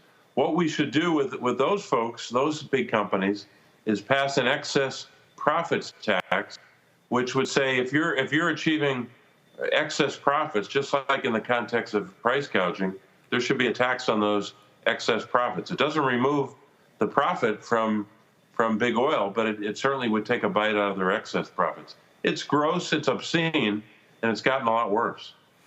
I saw, first of all, I follow Robert Reich, and he's always dropping these great videos. And I saw this one post where he was talking about the millionaire tax in Massachusetts and how it raised additional resources to allow them to fund various initiatives. and he often talks about the corporate tax rate. And it's always a kick when you hear these people talk about, ooh, make America great again, let's go back to how it used to be. Well, there used to be a far higher corporate tax rate, and I even saw a video of Warren Buffett, and Warren Buffett said, if the 800 companies like myself pay what they're supposed to pay in taxes, no single taxpayer would have to spend $1. And so really we have a system where the folks who are making the most money are forcing those who are making the least money to carry the burden. And so when you talk about this greedflation and these corporations, what do you want the public to understand what they need to be doing to assist you and others to equalize the playing field, if you will, so we're not getting screwed for higher grocery prices, higher furniture prices, just higher. Well, Roland, I think it begins with what you started this interview with, talking about consumers demanding that they're not going to take it anymore, and I think that's happening. So in a sense, that's kind of a prairie fire across the country. But we also have to toughen it up by making sure we're gouging legislation and rolling back the tax cuts. But look, this is part of, I think, a larger conversation about what do we do with the tax code. Every time you want to invest in children, invest in workers, invest in progress for lower income folks or middle class folks, the rich guys come to Washington and say we can't afford it, because we have to keep our tax breaks in place that have been in place for generations. So they've gotten their way through lobbying for about 40 straight years now. The only time the big corporate crowd and the very wealthy folks, not just the billionaires, but the hundreds of millionaires, the only time they didn't get their way was in the 2021 American Rescue Plan, where we passed the child tax credit, the most forward-looking policy relating to families raising children. And by the way, we can do it again with a bill that the House passed this year. It won't be as generous as 21, but it would be a damn good start for a lot of families. In my home state of Pennsylvania, half a million kids would benefit. And a lot of those kids, black kids and Hispanic kids and low-income white kids all across the state. Questions, I want my panelists here, so Larry Walker, Dr. Larry Walker, you're first. Your question for Senator Bob Casey. Yeah, Senator Casey, I'm originally from the Commonwealth, proud to be from Philadelphia, so it was a pleasure to talk to you. So talk a little bit about, the upcoming election. And I want to connect in terms of when we talk about these absorbent prices, and obviously the Commonwealth was going to play a critical role in the election. How do you think policymakers, particularly we talk about the Biden-Harris administration, make the connection that some of these high consumer prices are not a result of the federal government making some kind of favor or not passing legislation in some cases, but in some cases corporate greed? But how do you present that to the common person, everyday person, voter, to understand that some of the things you're trying to do has less to do by the Biden administration and more to do with, like I said, corporations charging these high prices? Yeah, it's a great question, and I think the most important thing is, as much as I can do on the road as a senator and a public official, and we're doing that all the time. But as much as I can do that, the advertising in a campaign just gets that message across. We've already used greedflation in advertising, and we've got a very good response from voters across the state. Such a good response that my opponent is hopping mad about it, and he's got the big corporate guys coming after me. They're pretty damn mad at me. But I got news for them. They're going to stay mad because I'm going to prosecute this case. But it is the fastest way to reach voters across the state is to do good old-fashioned advertising. Dr. Niambi Carter. Thank you so much, Senator Casey, for joining us. I'm a Temple alum and a former Pennsylvania resident, so I appreciate you being here. And going back to my colleague's question is, how do you make people understand that taxing these corporations, et cetera, won't necessarily mean the loss of jobs or the moving of corporations abroad, but means, greater resources and better conditions for all Americans? How do you, I guess, prevent the fear from keeping people away from these kinds of policies? It's a great question, because it's not easy, because the corporate crowd not only hires all the lobbyists for 40 years, and I believe it is 40 years. They hire the lobbyists, and they also hire the PR people to get the word out that somehow, if corporate tax rates are increased even a bit, that they're gonna lose jobs. I think that's a lot of BS, but I think it's also important for us to say, look, there's nothing wrong with saying the corporate rate was a little high when it was 35%, and we should lower that. But I think there was a broad consensus, even not just across Washington, but across the country, that we could have lowered that corporate rate a couple of points, maybe even to the high 20s. But you know what they did? They lowered it all the way from 35 to 21. Even I can do the math. Every point was $100 billion over 10 years. So the 10-year number was more than a trillion and a half just to lower the corporate tax rate. And they won that PR battle because they had majorities in Congress to do it and a president would sign it. But I also think there's a countervailing majority against having corporations get permanent corporate tax relief. Doesn't mean we won't reduce their corporate rate, but how about giving families and the child tax credit, which we know that one policy alone lowered child poverty in the country by some 40%. We should make that the permanent tax circumstance in the country where families get help every single month, no matter what the economy is, no matter what the job situation is. Families get help because they're raising their kids every day. It helps them offset child care costs. It helps them pay for food. That was a leading utilization of it. And I just think we have to have a big conversation about, do you want to give it to big companies where they give away to stock buybacks, or where we're giving it to families so they can buy food and maybe offset some of their costs like child care or rent. Dr. Mustafa Santiago Ali. Senator Casey, it's good to see you. I saw some numbers the other day that corporate profit was at about $3 trillion last year, and it reminded me of my conversations when I used to work for Chairman John Conyers. We would talk about policy should be reflective of everyday people's needs. How would you explain to folks who are there in central Pennsylvania or western Pennsylvania, a place I grew up not too far from, about how we help them to heal and how these sets of actions that you're trying to move forward on inflation sort of change the dynamics that they're dealing with on a day-to-day basis? Yeah, look, as much as we think there's this, and there is a big kind of urban rural divide in the country, and we see it in voting patterns across Pennsylvania. If you look at the map behind me, those counties, there's wide divergence in how people vote. But there is a lot of commonality between that guy in a small town who may be voting Republican all the time, may not vote for me, but I think there are an awful lot of areas of common ground where he's having some of the same challenges that folks who live in a low-income urban area, meaning that they're having trouble paying the high price of food. The rural guy that might be paying even more for gasoline because there's a lot of distance between here and the grocery store, just like folks in urban areas are in food deserts, and they have trouble paying higher prices if they can even walk to a grocery store, which is a huge problem in places like Philly. But look, they do have a lot of the same problems. And I think the more we're speaking to those economic needs and those concerns, the better off we're going to do. And as you know, part of the challenge in a state like ours is you can't simply get the urban vote that you need, and I've got to work to earn every day. But you have to be able to speak to folks in small towns who may not lean your way politically. But I think that a lot of these issues, these economic issues, there's some real common ground. And by the way, the reliance upon programs like Medicaid that Republicans denigrate all the time, and they're trying to gut Medicaid every budget proposal of the last 10 years. They've tried to gut it. Medicaid has a higher utilization rate in rural areas for rural children than it is in urban areas. That makes sense because the rural areas tend to be fairly low income.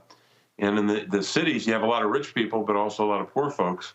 And so therefore, the Medicaid utilization is often higher in rural areas. A lot of people don't know that, but it's true. All right, well, first of all, I get a huge kick out of the folks who say they despise Obamacare but don't touch the Affordable Care Act. I'm like, right. it's the same. It's the same. So it happens a lot. Senator Casey, glad to have you here. Look forward to having you back. We're going to be on the road this summer and the fall as well. So I'm sure we will be in Pennsylvania where you'll be out campaigning for re-election. So we'll see you on the campaign trail. Roland, thank you. And thanks to everybody. I appreciate it. Thanks a lot. Folks, going to go to break. We come back. We're going to continue the conversation with John Hope Bryant about his new book, Financial Literacy for All. You're watching Roland Martin Unfiltered on the Black Star Network. Nobody knew that healthcare could be so complicated. Trump was a failure on healthcare. Hundreds of thousands of Black Americans lost healthcare insurance. That is outrageous. And if he's president again, he would cancel insurance for millions more of us. We cannot go back.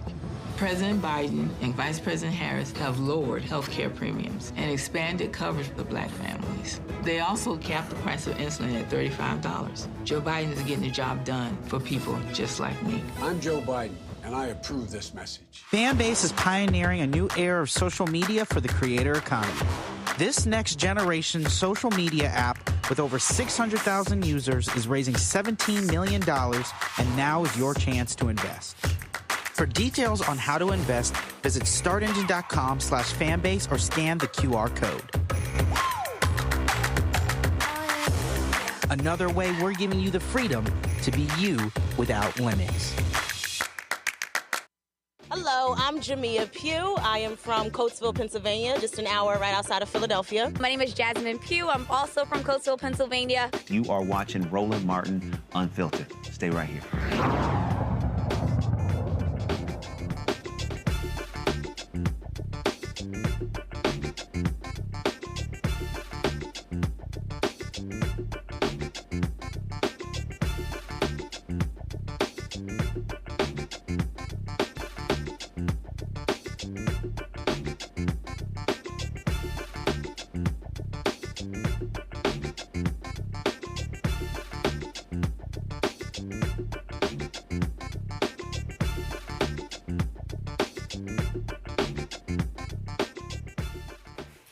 All right, before I went to the break, John said, you know what? I can help you get $1 million in 5 years. How? So this is the church of what's happening now and what have you done for me lately? This is not the Republican Party or the Democratic Party. This is the Get It Done Party. And we need folks to help people get it done.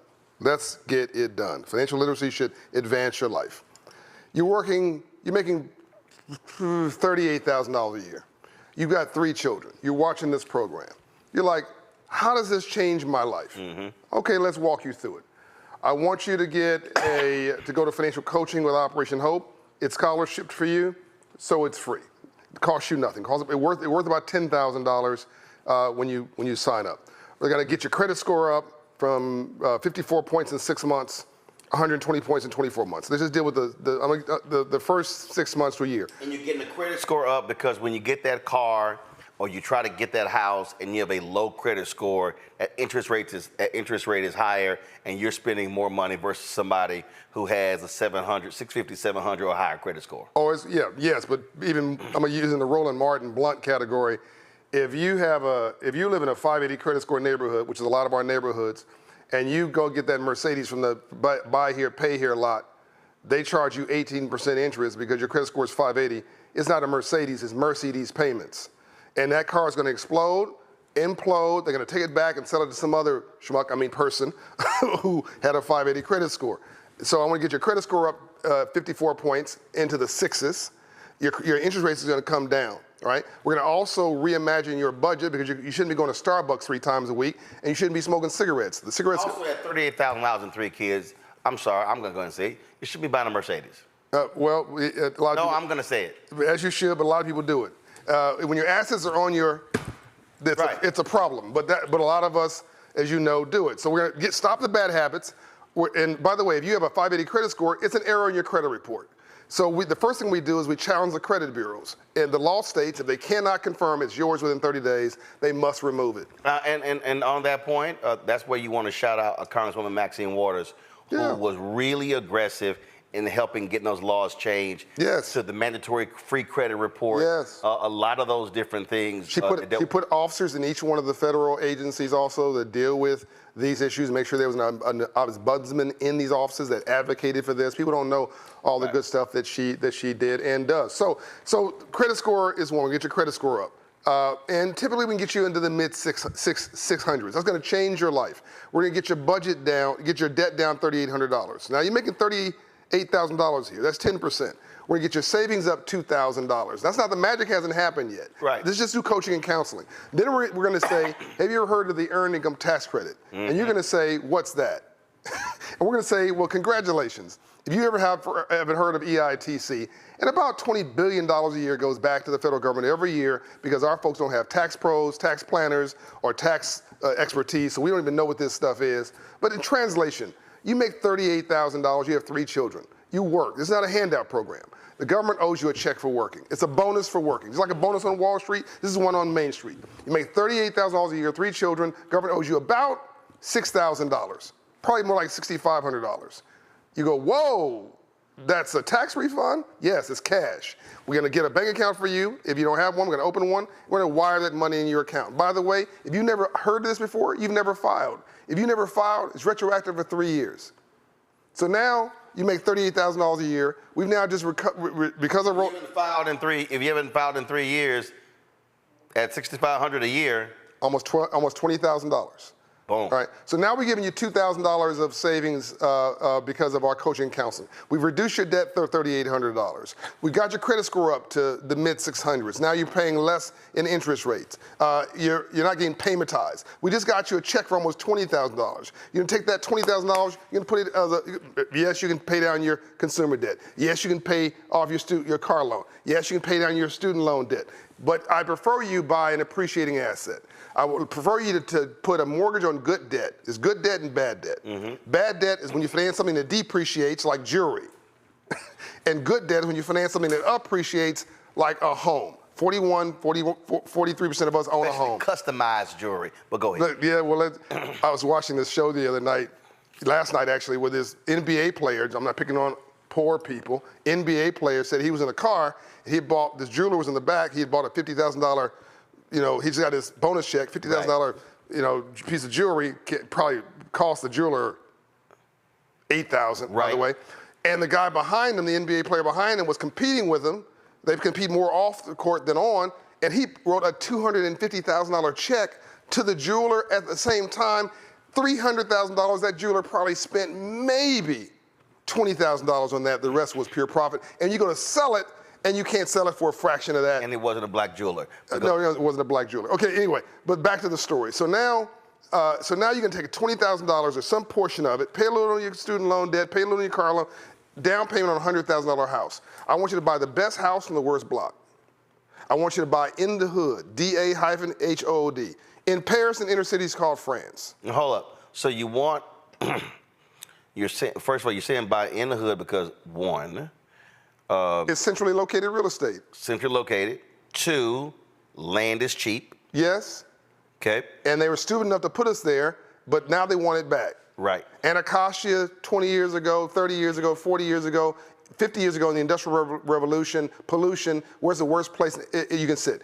On a hill next to the water. Why? Because the pollution pollutes the air and pollutes the water. But now in a clean economy, where's the best land? Next to the ocean, on a hill. What did Anacostia do? Got completely revitalized. Now it's the headquarters for the National Guard and all that kind of stuff. FEMA's over there, and people are buying land. That's where Frederick Douglass, by the way, owned property. Inner city in the UK is called London. An inner city is centrally located to jobs, commerce, transportation. It is a center. Well, they moved out in the 60s and the 40s and the 50s to create their own environments. But now with traffic, nobody wants to. Yeah, white flight in the 70s, and then all of a sudden that was happening in the 80s, and then in the 90s it was kind of like, damn, we done went out so damn far. Now it's an hour and a half. East Wave. Now it's 90 minutes. Now they're like, black folks not so bad. So now they drive. So what then happened was they went, whoa, all this cheap land, Harlem. all of a sudden comes in, start buying. So we call it gentrification. I remember when I moved to Chicago. It's a move in the middle class. Dude was complaining about that. Right. And I was like, bruh, I said, I'm just going to be honest with you. I said, do you rent or do you own? He said, I rent. I said, you ain't got power. He goes, what do you mean I don't have power? I said, you don't have power. I said, right. Owners have power. Owners can decide to sell. Owners can decide to jack your rent up. I said, bruh, we got to stop. Matter of fact, when I did the urban leagues. I'm the largest minority owner of single-family rental homes in America, right? Me, personally. Mm-hmm. I mean, Promise Homes Company, 700 homes. And I'm encouraging you not to rent.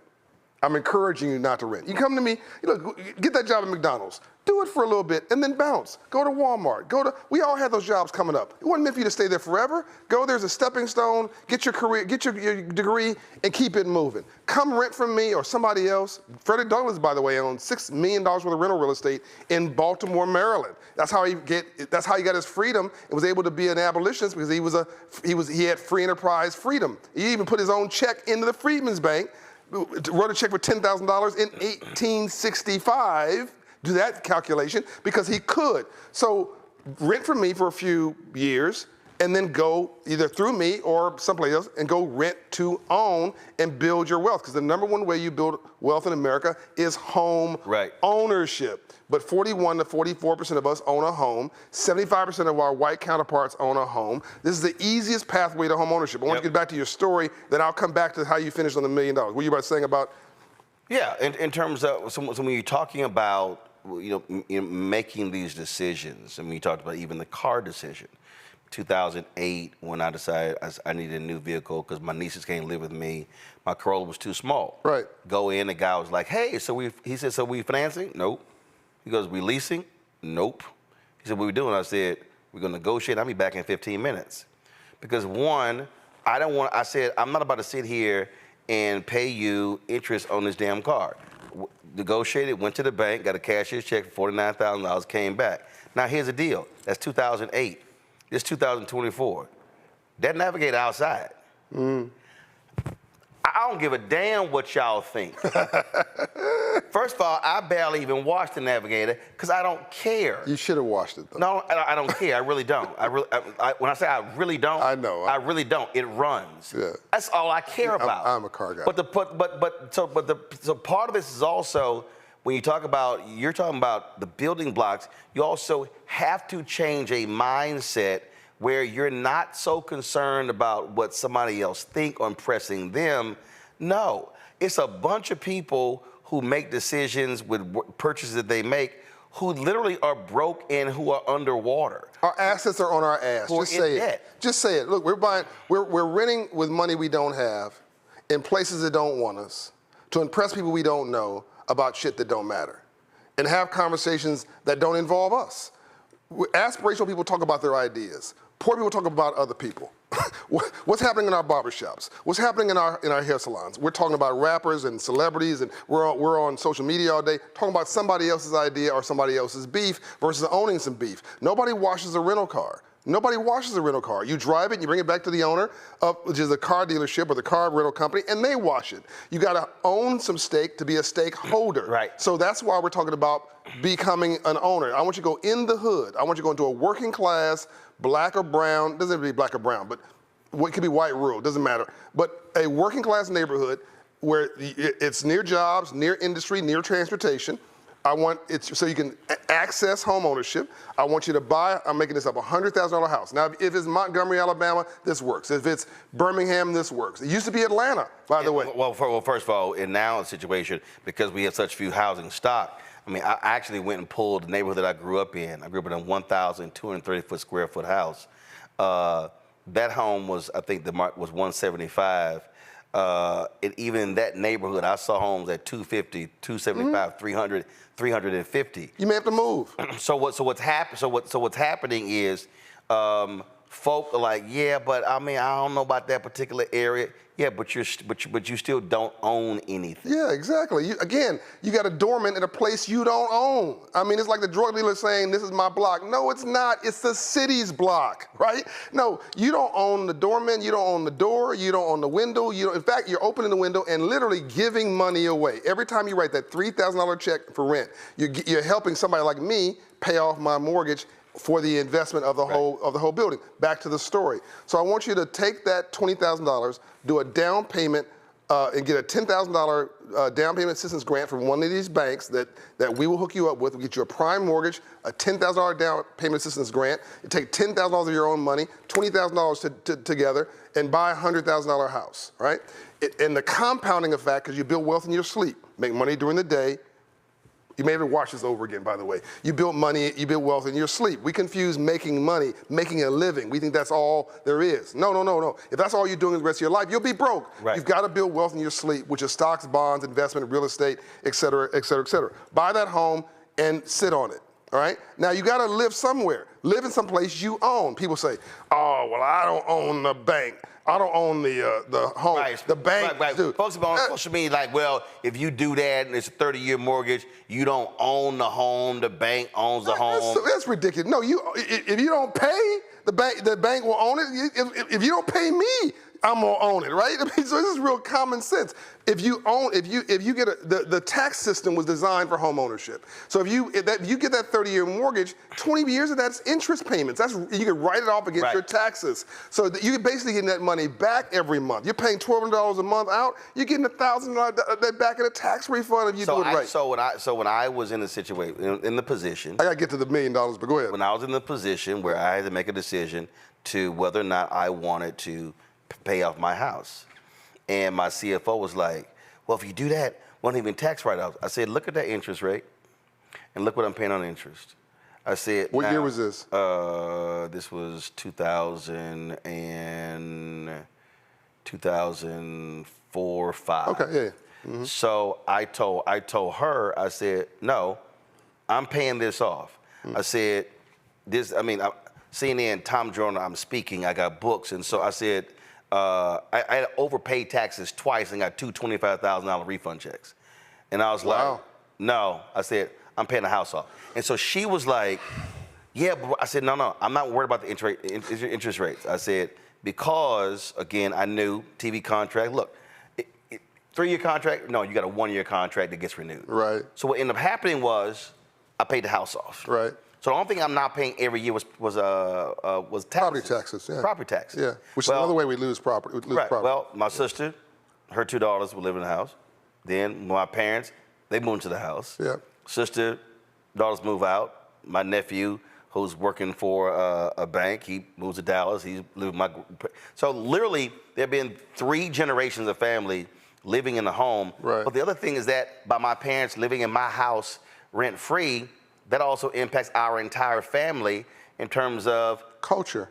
There you go. So again, so when I explained to my CFO, no, this is why I'm paying it off. Yeah. So now I said, and as I get older, I got a house that's paid off.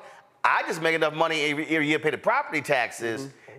I said, and so it was, but it was forward thinking. Yeah. And I've gotten calls for the last 6 years. Folks trying to buy it in cash. I'm like, nope, don't even call me again. Don't sell. That's another thing. Don't buy it, don't sell. I bought it at 122. Yeah.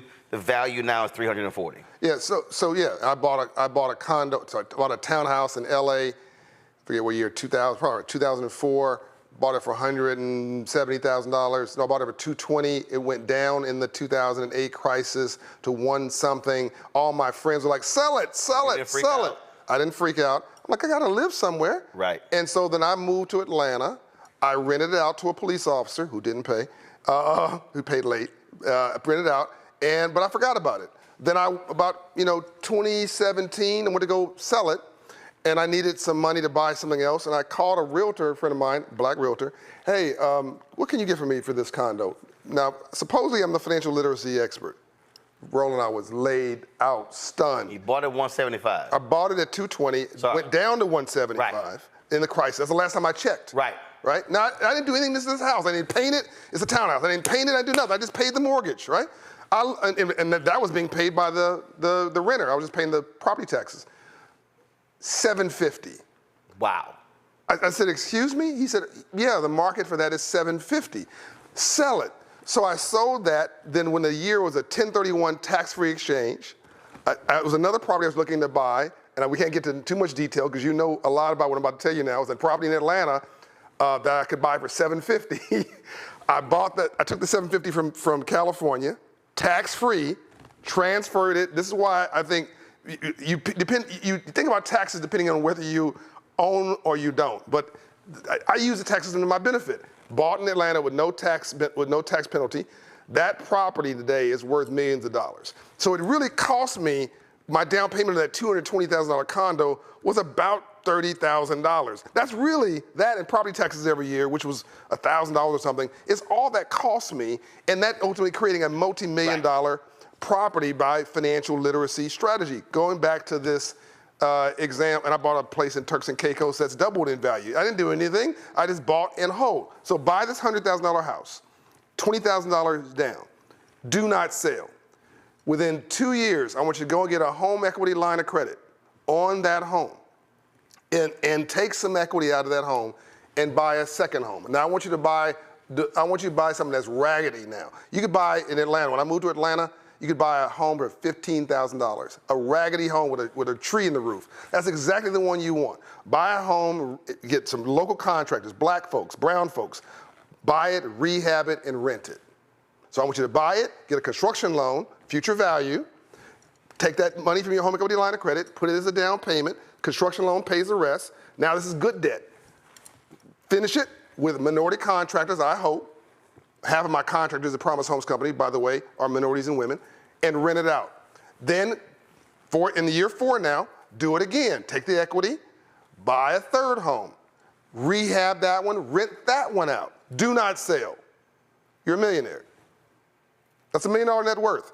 Then I want you to get while you're healthy and young, every young person watching this, go buy your life insurance policy. Knock it off. Stop debating it. Get a term policy. I don't care what you get. What age? What age? I mean, if you're 20, 25, 35, if you're 35 years of age and you're in good health, no one's going to question, the insurance company's not going to question your health. They know they're not going to drop dead. If you're 50 plus.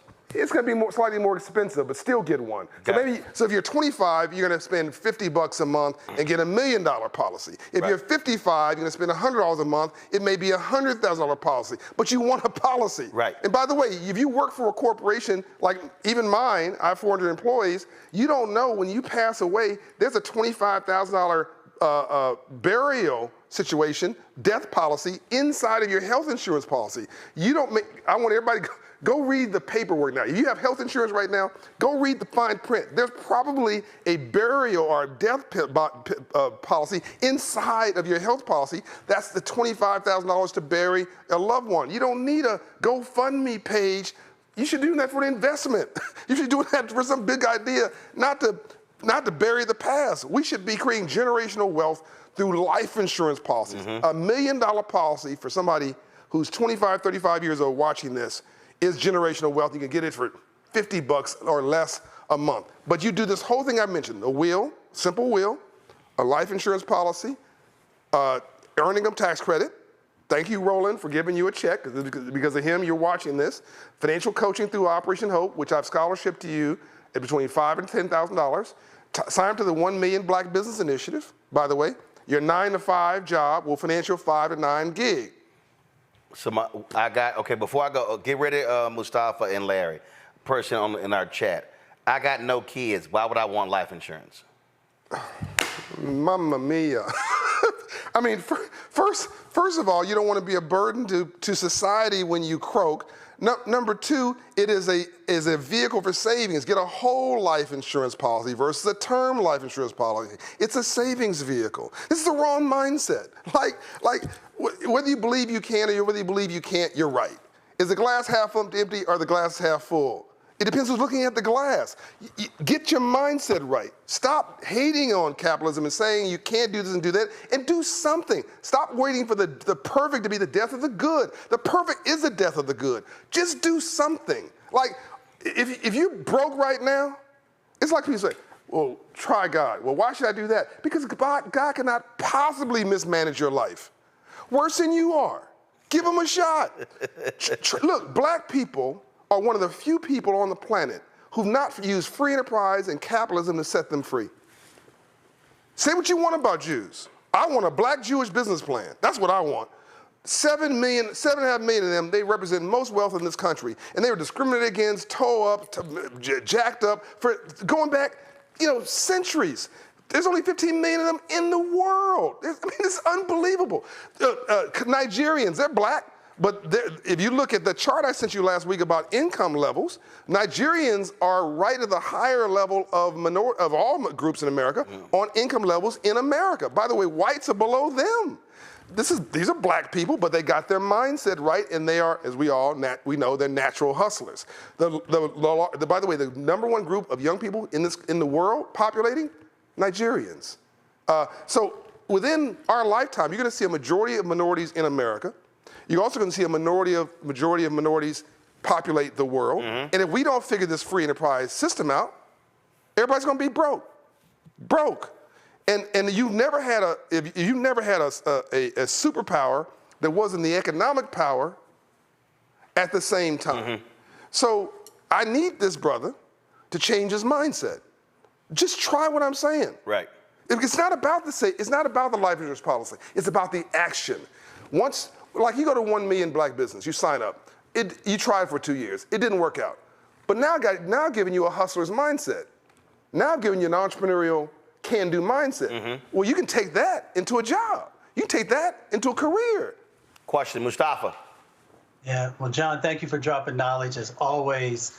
I'm curious, when do we start teaching younger people about financial literacy? I know I started my first business when I was 10. Everybody around me and my family owned their own real estate and told us how important it was. But I don't see a whole lot of that. Based upon your experience, when do we start helping folks with that literacy? Diapers. I mean, in Atlanta, Mayor Andre Dickens, I want to give him some love now, and he has really done a bold thing. He came to me and asked me to do, him and Keisha Lance Bottom, saying, will you do a bank account for kids in school? Sure. How old? Kindergarten. I'm like, really? He said, we want to do kids accounts. And they found that if you give a kid an account at kindergarten with no money in it, they're 50% more likely to go to college. You put $25 in that account, which is what the city funded, they're 75% more likely to graduate from college. The whole mindset changes because the kids now connecting education with aspiration at a young age. So we now have every kid in the Atlanta public school, thanks to the city of Atlanta, funding $2 million to Operation Hope to start it out, to get every kindergarten kid now has a Hope Child account, and it sits at Citigroup, so it's an FDIC insured bank. It's managed by us. We're not going to wrap financial literacy around that, to your point. So now we're raising up a whole new, I said, rolling them note, I said, I want you to change the street out front to Black Capitalists Matter. And I'm only partially joking. Like, we need a complete mindset shift. And to your point, when I was in ninth grade, when I was 9 years old, I'd seen 2 murders before I was 9 years old over money. And I went to school, and this white banker came and taught financial literacy. And everybody wasn't interested, and they were looking at the ceiling and throwing paper clips. I'm paying attention to this dude, because all I saw was death with drug dealers, everybody dying in front of me. So I said to this guy, he came in once a week, rolling for 6 weeks. The 4th week, I wore a suit. The 3rd week, I said, what do you do for a living? And how'd you get rich legally? I was dead serious. He said, I'm a banker and I finance entrepreneurs. I said, sir, I don't know what an entrepreneur is. I never heard that word my entire life. But if you're financing it and it's legal, I'm going to be one. The next week, I came in with a suit on, the only suit I had. My mother made it, crushed velvet, purple, 3-piece suit. Mom said, I'm not buying you a suit. You can wear your Sunday suit, which I made. And the kids teased me, man. As you say, I didn't care. Had a little briefcase, nothing in it but my dreams. I'm strolling like to school. I'm trying to be like this banker. And I'm role modeling what I saw, a success. And I started my first business from that. It was called the Neighborhood Candy House. Put the liquor store out of the candy business, made $300 a week on a $40 investment, and so became birthed John Hope Bryant, the entrepreneur. Also, the work of Operation Hope, I asked this banker, again, I'm 9 years old. I don't know what grade that is, but I'm 9 years old. I said, how many bankers are there in America? More than you? Oh, it's got to be millions. How many banks? Back then it was 10,000. It's 4,500 now. So wait a minute. I said, it's your job to loan poor people money. If I can just prove, I'll pay it back. Yeah. And I don't get dead if I don't pay you back. Because that's what happened in the street behind me. Right. No, we just saw a notice of default. Okay, I'm in. So that's really what Operation Hope is doing across the country, is teaching people how to fish at scale and to master this system so that you can become bank qualified, so you can access capital at prime rates. And so to your point, we really need legislation. We need, I call it civil rights legislation, financial literacy for all. The senator, hopefully he's still looking. We need bipartisan, Republican and Democrat, to embrace financial literacy for all legislation so that kids K through 12 are taught what we're talking about right here. Larry? Yeah, sure. It's a very interesting conversation. So, thank you for your insight. So, Black people have, and you kind of got to this, Black people have a history of taking a penny and turning it into a dime, right, throughout our history because we had no choice. Yeah. So I wanted you to talk a little bit about, the kind of elephant in the room, the thing we really need to talk about as it relates to, obviously, financial institutions. And we just saw with Navy Federal Credit Union just a few months ago. And that's the role racial discrimination plays in the financial industry. And so a lot of that is unseen, and you get denied a loan and don't know about it. And I'm wondering, what are some of the conversations you had with folks from minoritized communities the other layer to this is how do you may have faced challenges relating to discrimination in the banking industry. I'm so glad you mentioned that. Is racism real? Yes, racism's like rain. It's either falling someplace or it's gathering. So get out an umbrella in the color you like and start strolling through it, because it's not going to change. It hasn't in 400 years we've been here, so you must. So was Navy Credit Union real? Yeah, the guy walked in, everything was right about his profile. Absolutely. Is appraisal discrimination real? Without question. I'm a subject to. I have a home that's $1 million house in Atlanta, in near, well, I don't want to get too specific, but the Camp Creek area, the Cascade area. But that home in Buckhead would be $3 or $4 million, the same home. So I understand that, but I'm not focusing on what somebody else has that doesn't have it, or whether it be $4 million. I know I got $1 million house in Cascade, and I'm gonna get prime rates and whatever. And so discrimination is real, but this whole concept of white banks, we need to knock that off. In 1920, there was a white bank. In 1850, there was a white bank, literally a family of white people who probably were racist, who owned the bank. Today it's publicly traded. I own Wells Fargo. I own Bank of America stock. People watching this, I hope, are stock owners. So it's not a white bank, it's a green bank. Now, is there a person there who's racist, who may be your loan officer? Probably. Let me tell you something. You get a credit score with a 7 in front of your name, 720, 750, 780, my mother was 854. The bank just says yes. They may hate you, they may talk words about you, but really they want to make some money.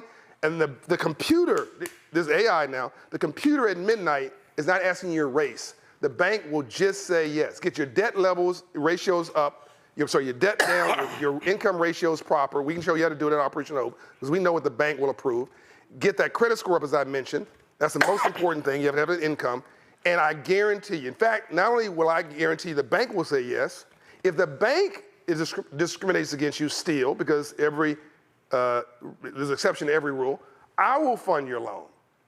Operation Hope will put up our balance sheet that if the bank does not approve your loan, we will. And in 32 years of doing this, I've never had to fund a loan. And we funded $4.5 billion of prime loans for home ownership, small business ownership, et cetera, because we know how the system works.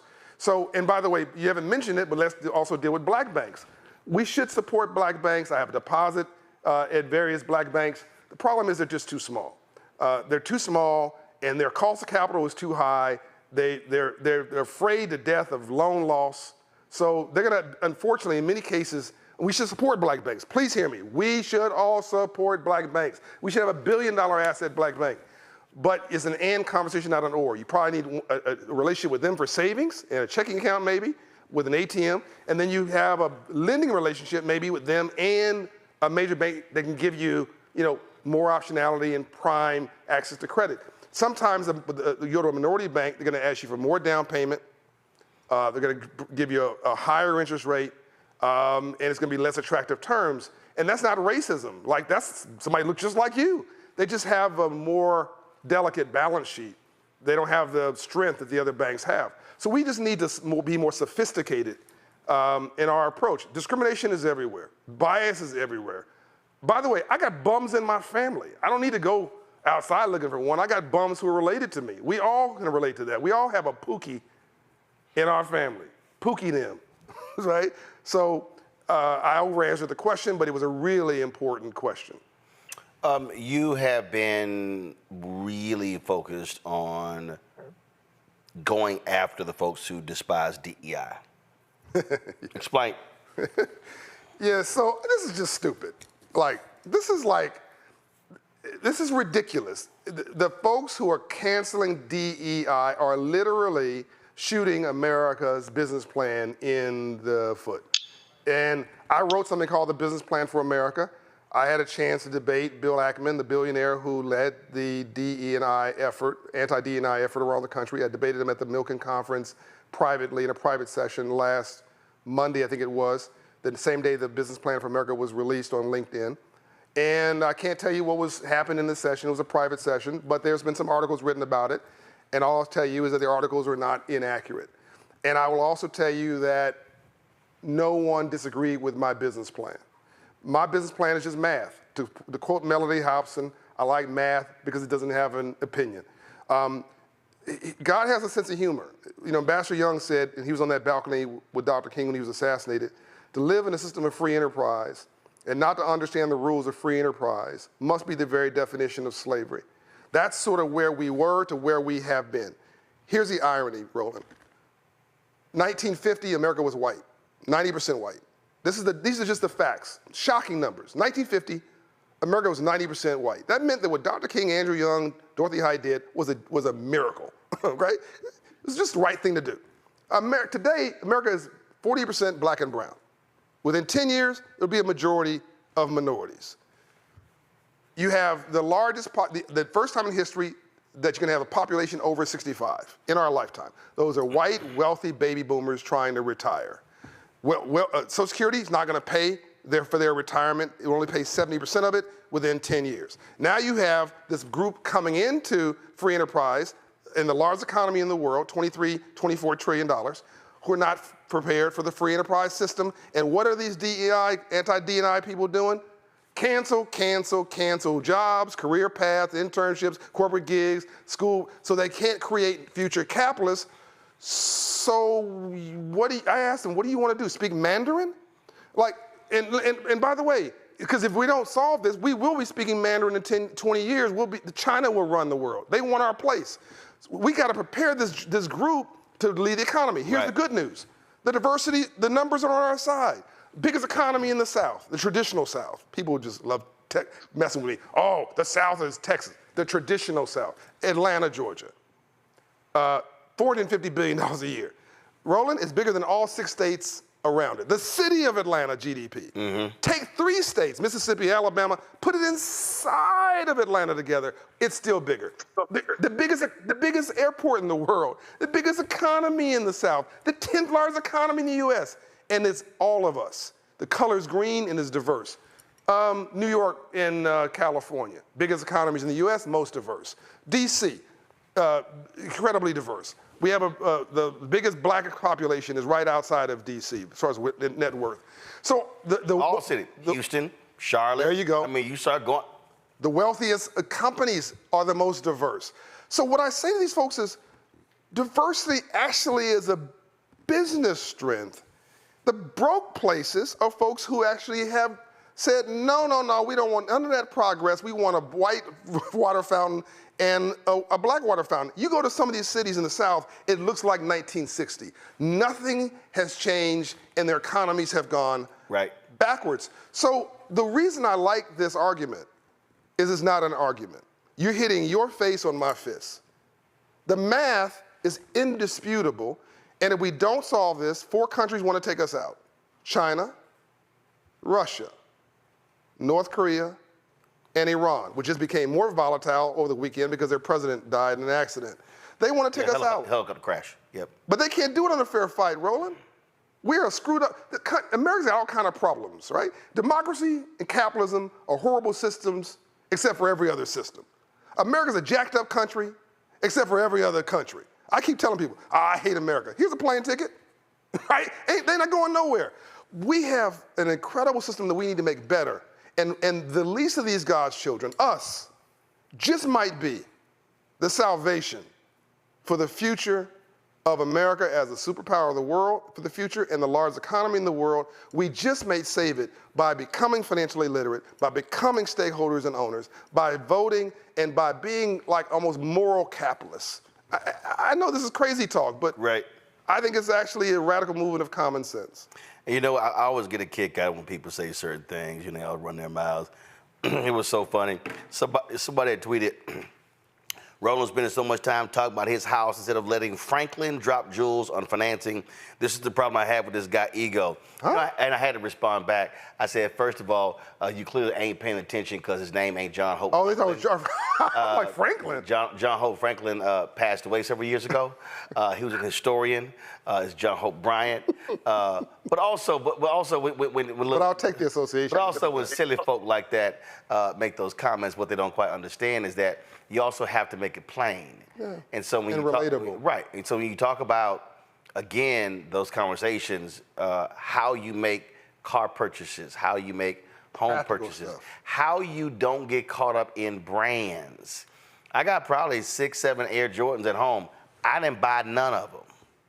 They were gifts. Yeah. Because I ain't never spending $200 on no damn tennis shoes. That ain't happening. Right. Because how I was raised. My dad was like, ain't no way in hell I spend that money. Thank goodness. We gonna close it. We gonna close it out with this. Can I have 1 minute? Go ahead. Because you mentioned Air Jordans. I got to tell this story. I know. That's how I'm about to have you tell a story. Okay. That's why I'm about to have you tell a story. Okay. I know what I. I'm sorry, you've executive produced this. My bad. Yeah, like I don't know how to make a segue. I know what I'm doing. You do. So that was a guess. So that was a conversation between two young men, and it dealt with the issue of Jordans. But I don't know you always paying attention. I mean, okay, my bad. By the way, I love that you told the story about your house because people presume and assume you don't have a problem in the world. First of all, I filed for bankruptcy. What people don't understand I've is, had a 500 credit score. I almost filed for bankruptcy. I was homeless. I filed for bankruptcy because my appendix ruptured at the Democratic National Convention in 2000. Mm-hmm. I was over the miles on my lease. While I was in the hospital at the Centinela Hospital in Los Angeles, because it happened, convention was there, they picked up my 4Runner from the airport parking lot. Wow. They must have been tracking. Yeah. Picked it up from there. Had to file for bankruptcy because I didn't have health insurance. That's right. And so it was nearly 60+% of Americans filed bankruptcy because of health insurance. By the way, the Biden administration and Vice President Harris have created a situation to get any charges on your health insurance will come off your credit report. Yep. It's not well known, but that will not work against your credit report. We covered that when she spoke in Detroit. Yeah. When we spoke in Milwaukee. She's doing an economic tour, which and then when I filed bankruptcy because they were going to foreclose on my home. And the home that I now own. Mm-hmm. And what happened there was a friend of mine, Mike Price, God rest his soul, Mike was like, Roland, he said, don't worry, because see, black people, we freak out. We have stress. Oh my God, and we will let people call us, email us to death, and we would drive our blood pressure up. He said, Roland, the moment you file for bankruptcy, they can't call you, they can't email you. Mm.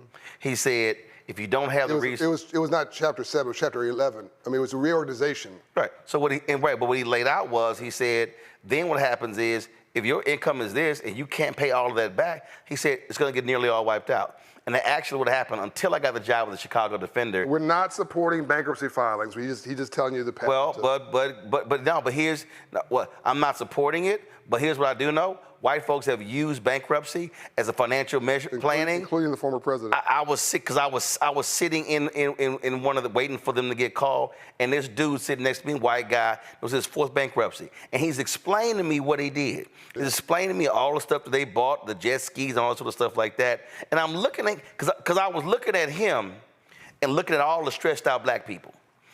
But so the thing there was, and so again, it was all going to get almost wiped out. Then I got the job with the Chicago Defender. It was paying me $110,000. Like, yo, you got to pay everything back. I said it was fine. But the point is, people have to recognize we're not sitting here having this conversation as like some people. I guarantee you, they're thinking, Roland, John, they got money. No. I had a secured credit card with a $200 limit backed up by $200 in cash. I mean, I grew up in the hood. I was so poor I couldn't afford the OR. Well, after the bankruptcy, I refused to deal with all that credit card drama. Took two CDs, gave them 20 grand. Certificates of deposits. That's the backup for my credit card. Yeah. I pay it off every single month. Yeah. So coming out of a bankruptcy, where the house almost got foreclosed on, where almost $100,000 in medical bills, paid the house off, today have no debt, launched this with $350,000 of my own money. Right. This has no debt, so I'm able to make decisions that where I'm freed from the shackles of debt. And so for the fool who was watching saying, me talking about my house, I did that because there's somebody who's watching and listening who has been in the same position. That's right. We'll be inspired. Who maybe had no idea and understand, filed a bankruptcy in 2004, got out of the bankruptcy in 2008, paid the house off in 2009. Yeah, but hurt people, Roland. Look, if I like what you're doing much better than what other people are not doing. And most people don't have a business plan for their life. And so criticism becomes an easy sport. Oh, by the way, because you said something earlier, I do want to just go. I do want to say this here to the somebody named Al Khatib. This also shows you when you're not smart when you tweet stuff, because this person here claims to own the premier multimedia management and production company, and they have their website. I'm not going to give it, but see, if you were smart, you would have tweeted me about how do you partner with your multimedia company and your production company. Or you hire them to do versus criticizing me talking about my house. So one thing you just guaranteed, you would never get called. Go ahead and make your fight. By the way, the panel made a great point about discrimination in banks. And what I'm gonna tell you is that a lot of my entertainer friends, they'll call me because we want to be the rappers. The rappers want to be us. The rappers want to be business people. And they'll call me and ask me money questions. A lot of them they're banking with the branch manager. They're worth millions. Right. But they don't have. So this is my point. You need relationship capital. You need if you hang around 9 broke people, you're gonna be the 10th, right? You've got to get to know the senior vice president, the corporate vice president, somebody in the C-suite at these major banks, build a rapport, build a relationship with them, send them information on your business and your household, build a rapport so when you actually need to access capital, they know you. They can vouch for you. The word credit comes from the Latin word credito, which means credibility. The word capital comes from the Latin root word capitas, which means knowledge in the head. And banking is a faith business. Faith, credibility, and knowledge. It has nothing to do with money. If you understand this system, you can access capital at scale. I do now what's called non-recourse debt loans. I did a $100 million refinancing of my real estate portfolio at the Promise Homes Company earlier this year. It was non-recourse debt, which means I don't personally guarantee it. But when I started out, Roland, everything was personally guaranteed. A paperclip was personally guaranteed because I was broke.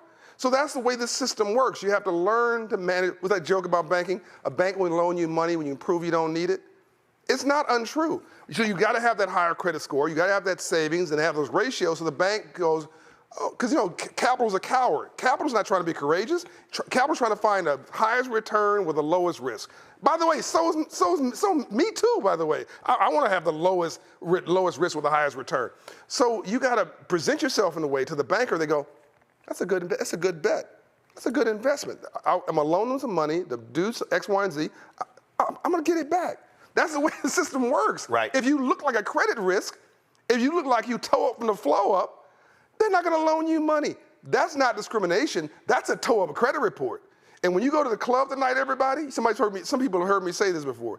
When you go to the club tonight, not tonight, Friday, and you meet the girl, and she's cute, and you meet the dude, and he's handsome, and before you get too serious about this conversation, ask them their credit score. And I'm only half joking, because when you marry, you're marrying a life partner. You're marrying your business partner. You're marrying debt. Or equity. Okay, here's the story. So, hold on, before you go that one, when you talked about going to the club, also. You know, marriage is not a romantic. You got to be stuck on stupid, be paying $500 for a bottle that they paid $50 for. Please stop. This is a whole other conversation. The bottle service. The bottle service, the VIP area. And don't go there during the day. The place is disgusting. All right, and you're paying $500,000 for something that costs them $20. Do you know, I know my billionaire friends own these clubs. They never go in them. They don't let their kids go in those clubs. They just have somebody showing up to get the cash. A club is just like a casino. House money always wins. Las Vegas keeps getting bigger. Hello, it keeps getting bigger. So a couple people may win, but on balance, the house always wins. I want to turn you into. Vegas don't get my money. I want to turn you into the house. Except the golf course. Except the all right, golf. finish last story. Which is good therapy. Yes, sir. So Roland knows this story. I love this story. So this kid reminded me of myself. I was in a Detroit classroom teaching financial literacy. My volunteers were at Operation Hope. And so I came and do a visit, and as I was walking down the hallway, this young man had just finished a financial literacy course, volunteer was in there, and he was wearing a little suit. Reminded me of me. Right. So I was trying to get to him to talk to him, but his boys had got to him first. Right. Yo, man, what you doing wearing no stupid suit? Ain't nothing. He didn't say, it said something else, but I'm going to respect the broadcast. Hey, let's wear that stupid suit. Yeah, man, we cut some here, but I understand. Go ahead. You wearing that stupid suit. You know, what you wearing that? What you hanging around these dang on bankers? They ain't nothing. It's all punk stuff. You're a punk. So I go to defend his honor, right? And I said, look, you guys, I want you to make a decision about Nike. Now, this is years ago. I'm gonna give you $70 each. There's 4 of them. Make a decision about Nike, quick. And he says, I'm gonna buy a share of Nike stock. Man, they jumped. Man, now that's the second dumb thing you did. Well, you buy some stupid ass stock. Excuse me, here I go. I got you. You need to buy you some Air Jordans. Back when they still needed another $30 back then. It was $100. Everybody got Air Jordans. Fuchsia Air Jordans, black Air Jordans, brown Air Jordans, leather Air Jordans. Everybody in school has got Air Jordans. You dumb, man. You need you some Air Jordans. I go to defend young Derek's honor. And he says, no. It's cool. I want them to buy those shoes. Because when they do, they're making me money. Bingo, light on. I'm like, okay, this kid gets it. There's a difference between being broke and being poor. And for the folks who don't know, Anthony, go to my iPad. He was saying that Anthony, go to my iPad. This, y'all, is what Nike stock is at the close of business today. $92.82. So today, the reason Michael Jordan is a billionaire, and Michael Jordan, his mama forced that, Michael gets 5%. Michael gets 5% of Air Jordan sales. Oh, yes. 5. Yes. Nike gets 95. Equity. But Michael Jordan is a billionaire. Because of that, not because of playing ball. Not because of his NBA contracts. Right. Not because any of that. Right. Because just 5% of the money the Jordan brand makes. So what the young man was, to tie this together, we're gonna make smart sexy again. What the young man was saying was, y'all can talk all you want. It's what you were saying earlier. Not 1 ounce of my self-esteem depends on your acceptance of me. Y'all can say whatever you want. Yep. I want you to go buy those shoes. Be ignorant. I'm gonna own the stock, and when you buy those shoes, you're gonna have my stock go up. And at that point, I realized he got the memo. I've said for years to our people, go to a store and say, can you please hand me one of those empty boxes of Nike? I said, and buy your kids some stock, put that stock certificate in that box under the tree, and wrap that sucker. Buy a stock certificate for a birthday or Christmas and put it on the wall. Frame it and put it on the kid's wall. What I'm saying is put the stock certificate in that box and have them unwrap it and say, I want you to understand that pair of shoes in that box is going to go down. Will be worn out in a year. That It's going to make you a whole lot of, at a sister where the TV. By the way, that was probably a stock split. That stock value for Nike. Absolutely. Yeah, so that's multiples. Absolutely. Yeah. So it would, right. But again, though, when you don't know, you don't know. Yeah. And so that's why you have the book. Folks, the book is called Financial Literacy for All. Mustafa, Larry, did y'all have any additional questions? No, you answered my question. Thank you. Cool. Financial Literacy for All, Disrupting Struggle, Advancing Financial Freedom, and Building a New American Middle Class by John Hope Bryant. Always good to have you, my brother. This is the civil rights issue of our generation, man. We got to move on the traditional civil rights movement, thank them for that, support all the organizations who did that, and then advance that with new software for the civil rights movement from the streets to the suites. And this is the way we get our liberation. Yep. It's okay if you don't like me, I like me, and I'm an owner, and so your opinion really don't matter. And that's where we got to pivot, and that's where I think we're going. So I'm going to close out with this here. This painting here, y'all, is of my man, Harry Belafonte. And Harry Belafonte, he put in his book, and he said to me personally, that he saw what happened to his mentor, Paul Robeson. When America got sick and tired of Paul Robeson kicking ass on racism, America, they would not hire Paul Robeson in America. But Paul Robeson was making lots of money internationally. How did they break Paul Robeson? They took his passport. Wow.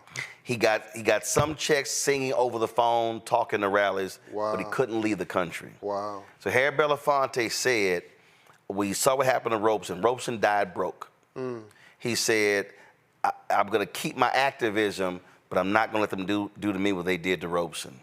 So Mr. B, he owned his content, but he was investing. He was saving his money. That's right. Because he said, I can't be the activist. Paul Robeson handed him the mantle, handed him the baton. Wow. But he said, I don't want them to do to me what they did to Paul Robeson.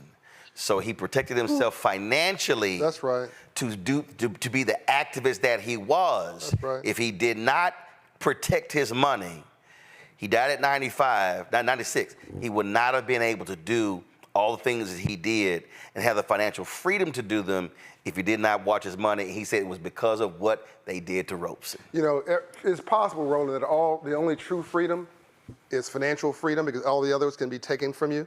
And, and I want people, as you think about what Roland has done here, and in this where we started, talked about ownership and the fact that this is his. I want you to think about this. Eddie Murphy, you love him. He's smart. He's funny. Eddie made his real money in investing. He bought one piece of art at an estate sale, right? $50,000. The copy, the famous Good Times art piece. The copy of that piece sold for $18 million. The copy. The artwork is worth more than the house it sits within in any contract he ever got for acting. Everybody who watches this who knows a billionaire in the arts or sports, they didn't get there dancing on a stage, rocking a mic, or hitting a ball or bouncing. They got it by taking that, Magic Johnson, et cetera, into corporate. It's business. Well, you lived in Los Angeles. We know her from the Jeffersons. Marla Gibbs owned a ton of property in Leimert Park. That's right. It was called Leimert Park. That's right. Lionel Richie owns a ton of property. Stevie Wonder, that radio station. On Rodeo Drive. Yeah. So again, it's but it's understanding. If you can be an activist. Yeah. You can be a social justice warrior, but when you have the financial freedom to do it, that's the only way. Charlemagne owns his platform. The conversation that we're having right now can't happen with over this period of time if I don't own it, because otherwise, there's somebody in my ear saying we got to cut. We can only do 8 minutes. We can only do 9 minutes. No, but when you own it, then you can say, no, we can do the hour conversation. We can do it here. And that is the piece that our people have got to understand. That's so powerful. You're not asking a producer. So when I go on, I'm a contributor for CNBC, and I go on, and it's a 7-minute hit. And that's long for TV. And I love doing it. Time Magazine and all this kind of stuff.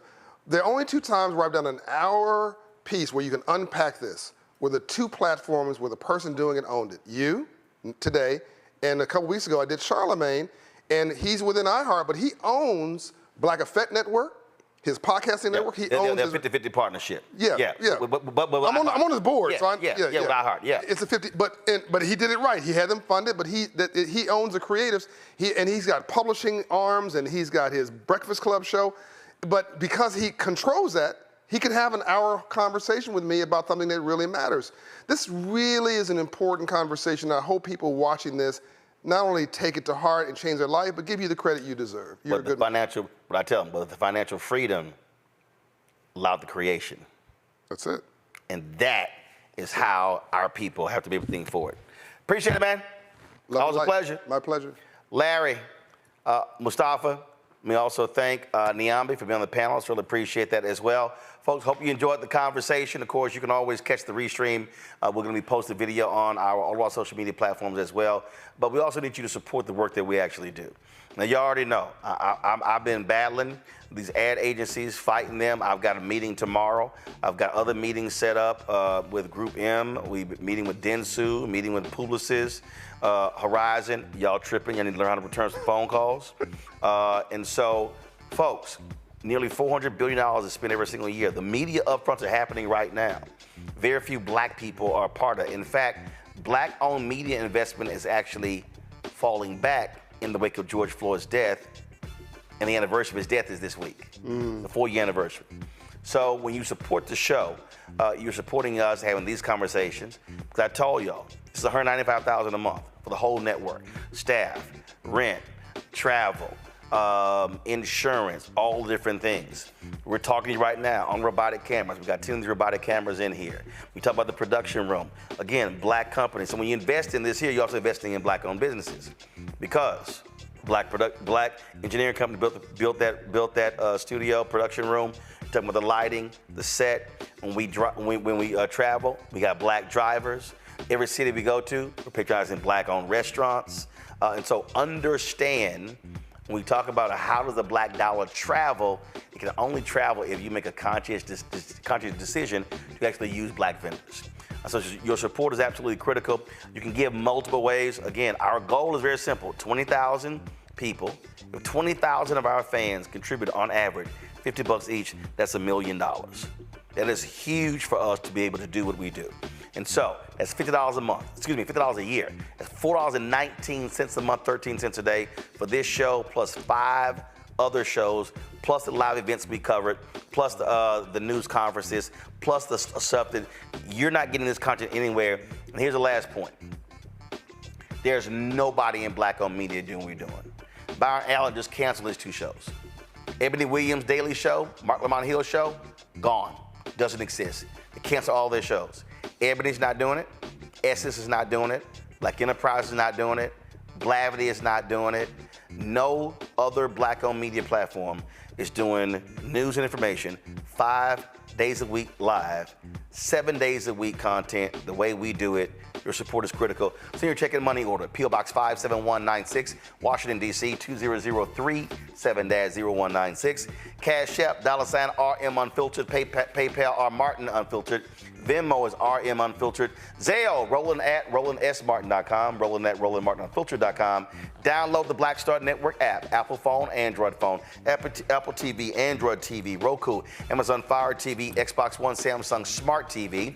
Also, you can also, of course, get a copy of my book, White Fear, How the Browning of America is Making White Folks Lose Their Minds, available.